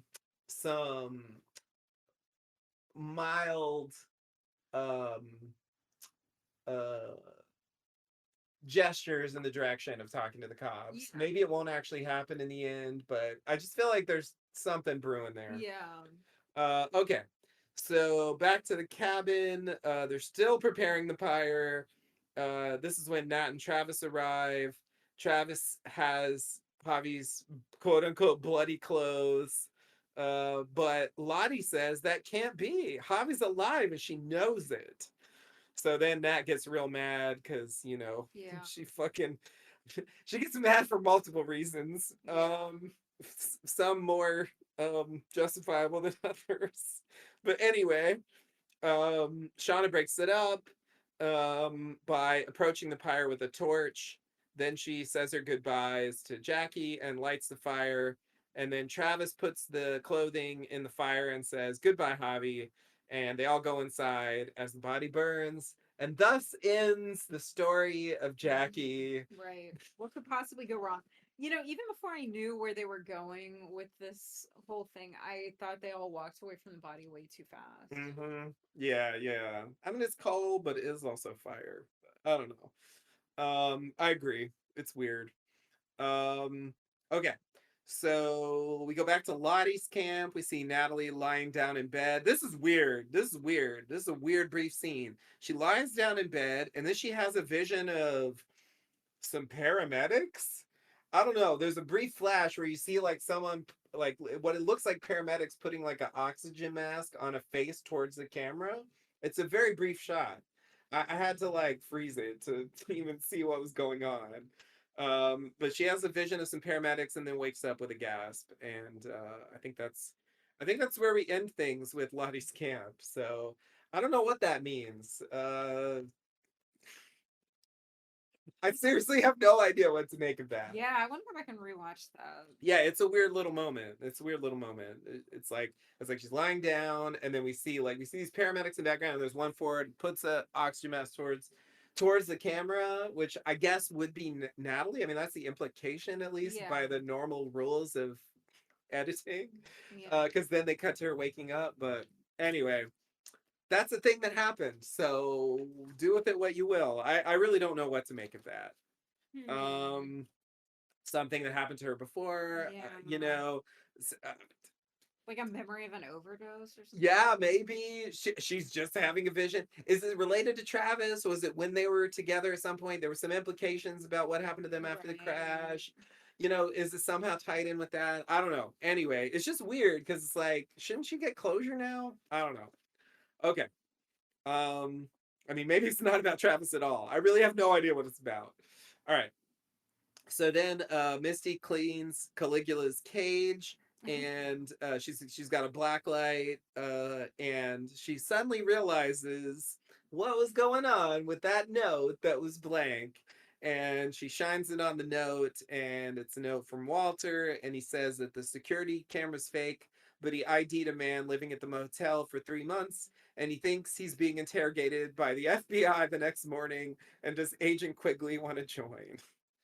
Oh boy, that's So so nerdy. Oh my god. yeah. So yeah, we're clearly gonna get that's clearly gonna happen. To me, the obvious theory is that it's Randy. Yeah, so if it's Randy, I mean, Agent Quigley is not. Oh, Randy's gonna know who Misty Yeah, is. That's not gonna work, is it? it's not gonna work. Oh, so maybe it won't be Randy just because the But character shouldn't recognize Misty or it'll ruin the subterfuge. That's actually a good point. So that makes me think it won't be Randy. but it could just be like a comical derailing of the plan. Yeah, yeah, yeah. They could go that way And too. then that lets putting the sick and forensic know that Misty is a yellow jacket. Actually, he probably already knows. He knows her name. Yeah, he knows her name. So He that's enough probably knows who she information to is. He's know. all up on the internet. Yeah. I'm sure he knows who she is. He's a citizen detective. Yeah, So yeah, yeah, yeah. No, I'm so, yeah, 100%. So we're clearly going to get the two of them questioning whoever this person is, and presumably like they're on their way to tracking down Lottie's camp, and that I feel like that's where the end point of this is. But also this little plot really reminds me of this thing from Dark Places, this whole like citizen detective character showing up to help another character with like a mystery that they're working on, like that's a specific thing that you know you wouldn't have that story like in the 90s, for example, when like there were no yeah, no Reddit. podcasts, there was no Reddit, there was none of this like sort of really obsessive true crime internet activity of like people thinking they can solve cases online. Yeah. I mean, I think most of the time it's kind of bullshit, but whatever. Once in a while, maybe something happens. I don't know. More often than not, I think people just like work themselves into a lather about nothing. But all right, anyway, that's my commentary. So all right. So that's where we leave things with Misty. Then we go to Kevin with a Y and Matt with two T's, who was Jay in the other scene, discussing his meeting with Callie. Matt thinks that Shauna was having an affair with Adam. Of course, he's right about that. But Kevin wants to wait to bring her in until they have more because, He's clever. because she's clever. Yeah, which, is fair. I think that's probably the right call. But it's interesting here because, I'm slightly, I mean, the fact that they have Kevin like helps, but like I'm just slightly surprised that we're actually getting the cops point of view on this. Yeah. A priori I would expect that we wouldn't get that we would just have them showing up to the characters and we wouldn't actually see a behind the scenes thing. Of course, we have to have the scene this way to explain the earlier scene, so Right. that's the counterpoint. But anyway, this scene surprised me. Not as much as like the 18 Callie scenes, but number two in the episode. Hmm. Okay, so that's where we leave things with Kevin and Yeah. Matt, the well-known Kevin and Kevin Matt. and Matt, All right. quite a team. Quite a team, quite a team. Okay, so then we go to we're back to the past, back to the sort of cabin times. We see Travis and Nat hanging out somewhere near a fire. Do you know where they are in this scene? I got real confused and it was dark. I couldn't tell like where are they in this scene. Like Where, who, and what scene? Travis and Natalie, the younger ones, like when they Yeah. have their bedroom scene, like where is that happening? Oh, where I is that seriously bedroom have no scene? idea where that's happening. It's like, are they outside? Like I seriously don't know where they are. Yeah, I don't know. Because it's like they can't This, do that in the middle of the cabin, like right, without people noticing. I don't think they're in the attic because there's like a fire there. So I'm right. just like, are they outside? I don't know. Yeah, yeah. I don't know where that scene's Yeah, we need happening. a floor plan of this cabin Are they in the because meat shed? I don't know. It doesn't make it's sense either. exactly the cabin is exactly the layout that they need it for at a given time. To have the scenes they want. Yeah, yeah. Yeah, well, they had shown like another bedroom in the first season. So I don't know if this is a two-bedroom cabin, but then who sleeps in it when because the coach is in one of the bedrooms, and then Oh there's the yeah, right, upstairs, but right. then most of them sleep in the living room. Yeah, yeah, yeah, yeah. Um, Yeah, yeah, that's true. I don't know. That's true. And then there's the attic, Right. but it's Which is not safe established. for It's clearly not there. yeah, It's there's no clearly not fireplace in the there. attic, as you say. Yeah, I don't know. I don't know. Okay, well, anyway, they're somewhere and things heat up, if you will. As they continue, it's hard to describe this scene, honestly, because Yeah. it's cutting back and forth between things, and I don't really know how to express what's happening, but here's my best. So as they continue, Javi, sorry, not Javi, Travis, um, it's not Javi. Don't worry. Travis has a flash of Lottie doing the touch from the previous episode. And as the scene continues, we continue cutting to visions of Lottie standing around, and like there's some glowy lights happening. Um, and And then Lottie being in Nat's, being Nat.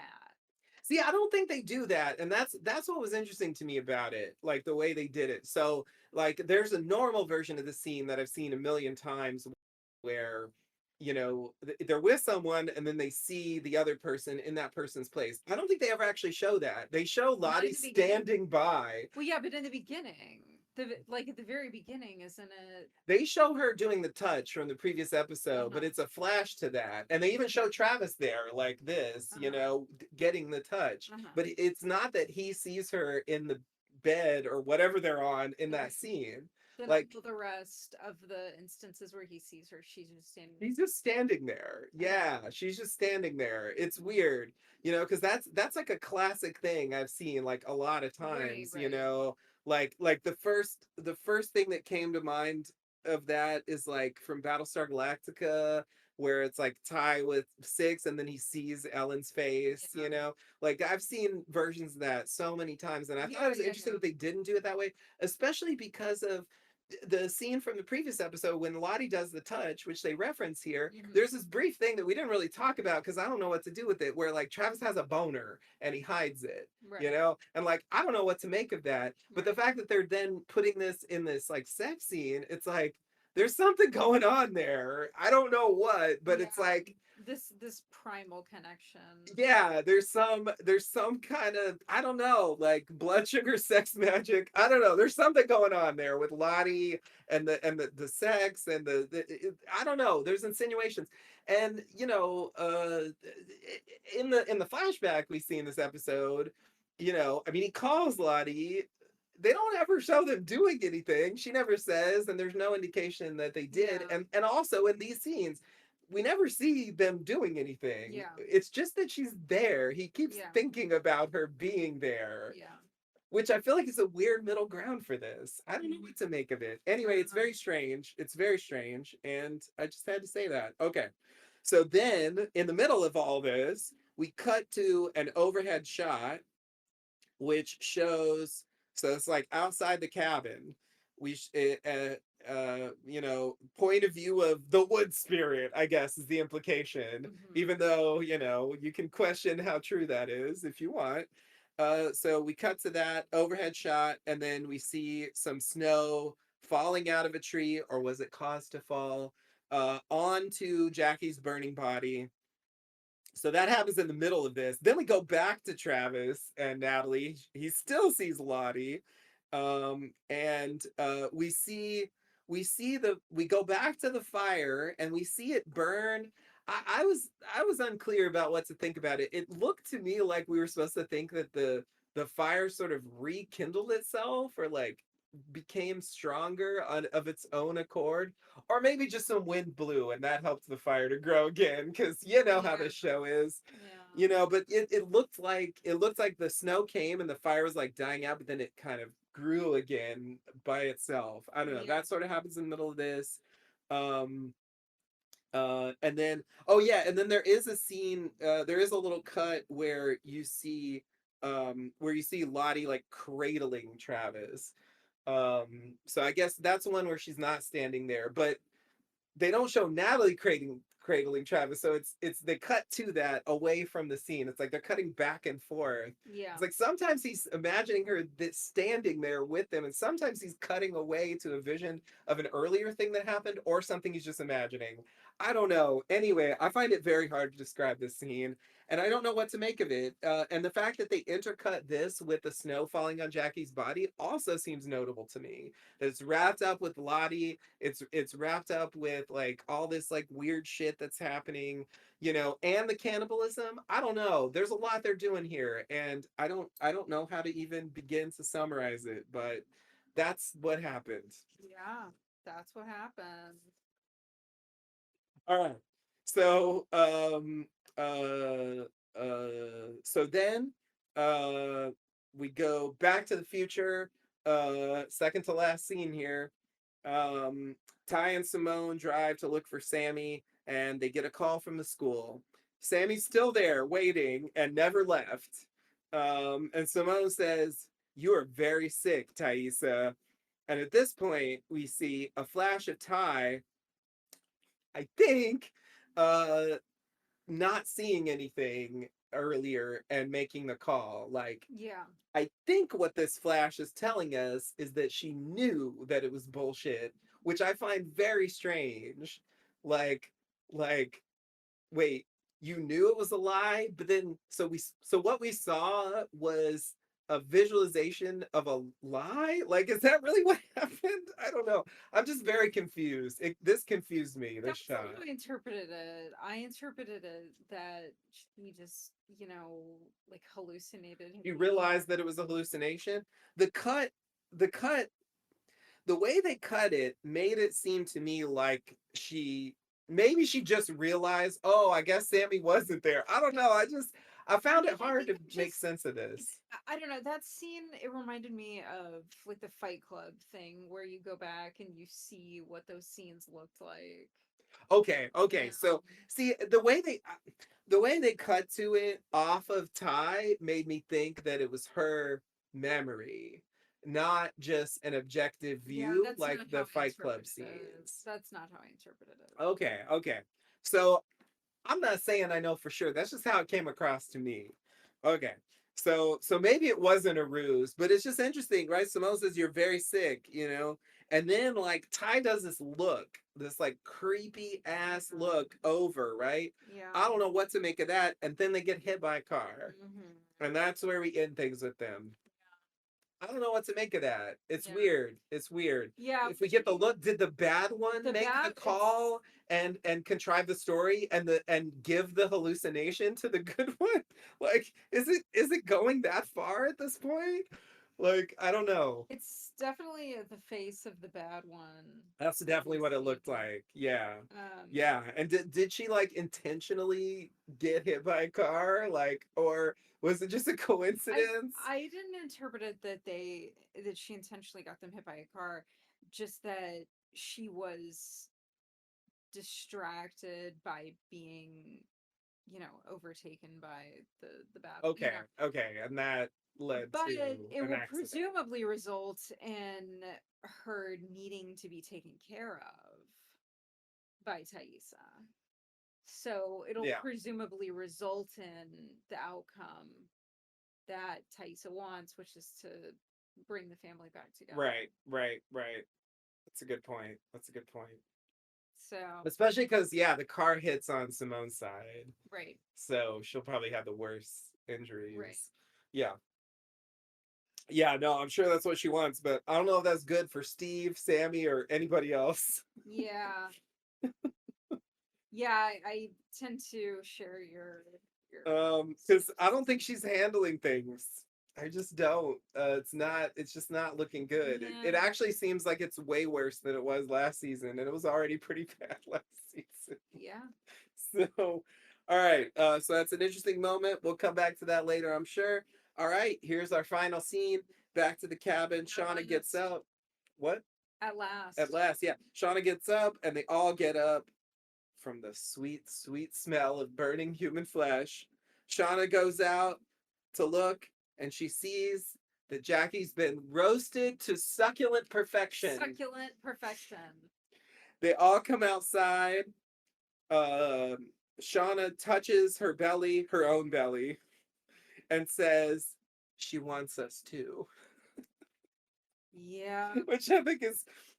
Does she, or are you just saying that because you love the sweet smell? Anyway, because like you're touching your belly. She wants us to. Did she? Did you? Anyway, and then at this point, we cut to this like stylized banquet sort of tableau, if you will, where they're all like dressed up in this like what do you call that? Togas. Yeah, like ancient Greek, like fancy garb, almost like I don't even know what to Like call that. gold, like head things. Yeah, yeah, yeah, yeah. And they're all like super, Yeah. and they're A eating like Dionysian there you scene. go. There you go. They're in the middle of the like the feasting and the revelry of the Yeah. yeah. Like it's sort of a visualization, I guess, of how it feels to them Feels. or Yeah. something. Um And in the vision, they're not eating a human no. They're eating like chicken. strawberries and chicken. Yeah, like normal stuff. Like that's how they're imagining it. So I guess it's helping us to understand how they can dive into this. Like they're so desperate that this is what it feels like. It doesn't Yeah. feel like they're eating one of their friends. Hmm. So yeah, so they look at each other. Shauna takes the first bite, of course, and then they all dig right in. We get a lot of not quite, I'll get to the exception here in a second. Um, all of them who are out there dig in.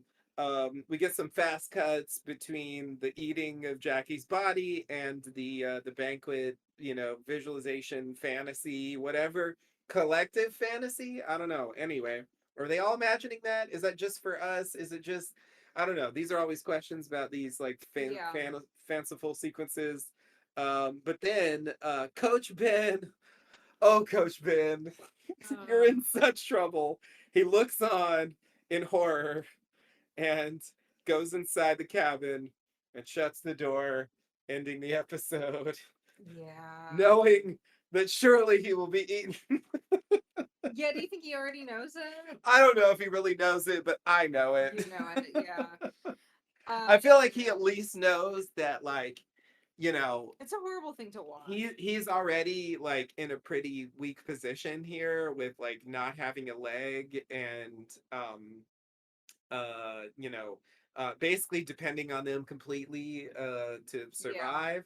And like, I feel like he must realize, like, not just himself, but like, you know, like where this can go, you know, which we Yeah. already know where it goes. Because this isn't even the worst thing we've seen in the show, because there's definitely like, oh, I think it was Pit Girl. I think they called her Pit Girl. Anyway, uh, between that scene where it's like they were hunting her, killing her to eat her, right? And this where Jackie died, you know, or of her own accord, more or less.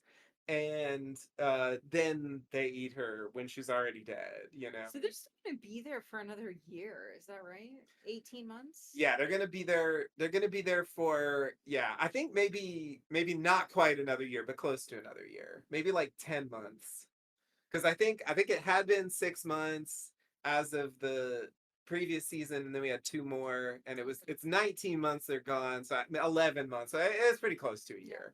It's a long ass time, but that should encompass the summer, you know. Yeah. So But they don't even bother hunting deer in the summer because they're like, well, we'll be eating people in the winter. It's fine. we've already we've already got this Yeah. figured out. We don't need to So like stockpile game. It's it's like, fine. do they have enough players to like survive? You know, at a certain point, do they do the math? Like, if we eat one of you, how many of us can eat from that? And then, like, by the math, like, how many do we need to have a certain number of us survive? Yeah, where do those lines intersect? Yeah, because you know, like, if it was one person, they could probably eat like another person for like a long time, you Yeah. know. But if it's two, it wouldn't be as much time. And here it's like what, like 15? I don't know how many. It's a lot, you know. Yeah. So like, is it gonna be one night, like the one meal, you know, two maybe? Like, how much are they gonna get, you know? I'm Yeah. just saying. Yeah. I'm It's just a good saying. that's a good question. These are Um questions, and obviously all the ritual stuff, the masks, you yeah, all know, that stuff. ceremony, Antler Queen, the Cannibal Council they call it, Cannibal. uh, all that stuff. Coach Ben ain't there, and I feel like this scene is setting the stage for what I already believed, which is he's gonna reject the cannibalism, and even if that's the only reason, like he's not gonna Oh make my it. god, do you think Misty's gonna kill him? I think, yeah, it's very plausible that Misty kills Because him. yeah, because like at first I was thinking, Misty's not gonna like that. But then it's like, no, actually Misty already feels rejected by him and Yeah, is moving into the loving arms of Lottie's emerging indeed. Yeah, um yeah, yeah, yeah. cult. She just wants to belong. She just wants to Yeah. fit in somewhere, and I think that's good enough. And it's like, yeah, Yeah. I think maybe her loyalties to Coach Ben are at an end. So, Yeah. yeah, the idea that she would be the one to do it, I mean, that's very logical. Actually, I could totally see that happening. I was just imagining he dies of starvation, but I guess that's in a way, like I feel like they're gonna be like, no, no, no, we can't let that go to waste. Like you gotta kill him while he's still good and you know, full of meat. Before he's too stringy.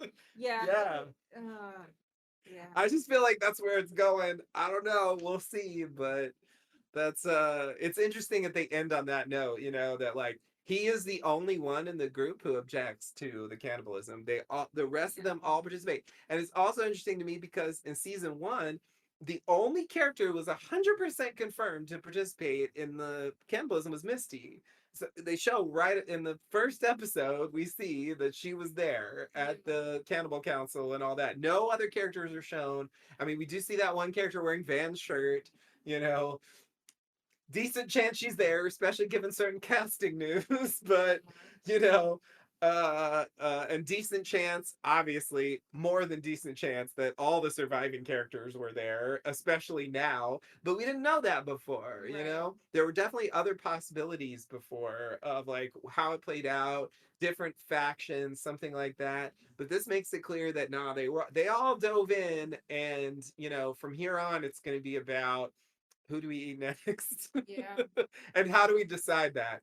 Do they actually end up deciding that one of them needs to be chosen for a sacrifice and they agree to it?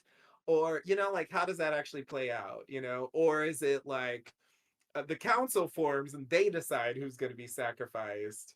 And, if you're not in the council, you're screwed. Like, I don't know, like, You know, I actually made that pit to catch animals initially. Um, and then, they didn't build it to chase humans into to eat. well, here's the thing. That's been brought up, and I think it's a fair point, but I just think well, okay, on practical grounds, it's a winter scene. We're already in Yeah. winter. They already said they can't dig in the ground. Yeah, but if it's next winter. So yeah, that's what I was gonna say. The only other possibility is that it's actually the next winter. But I don't think they dug that pit. Well, I don't know. We've talked about this.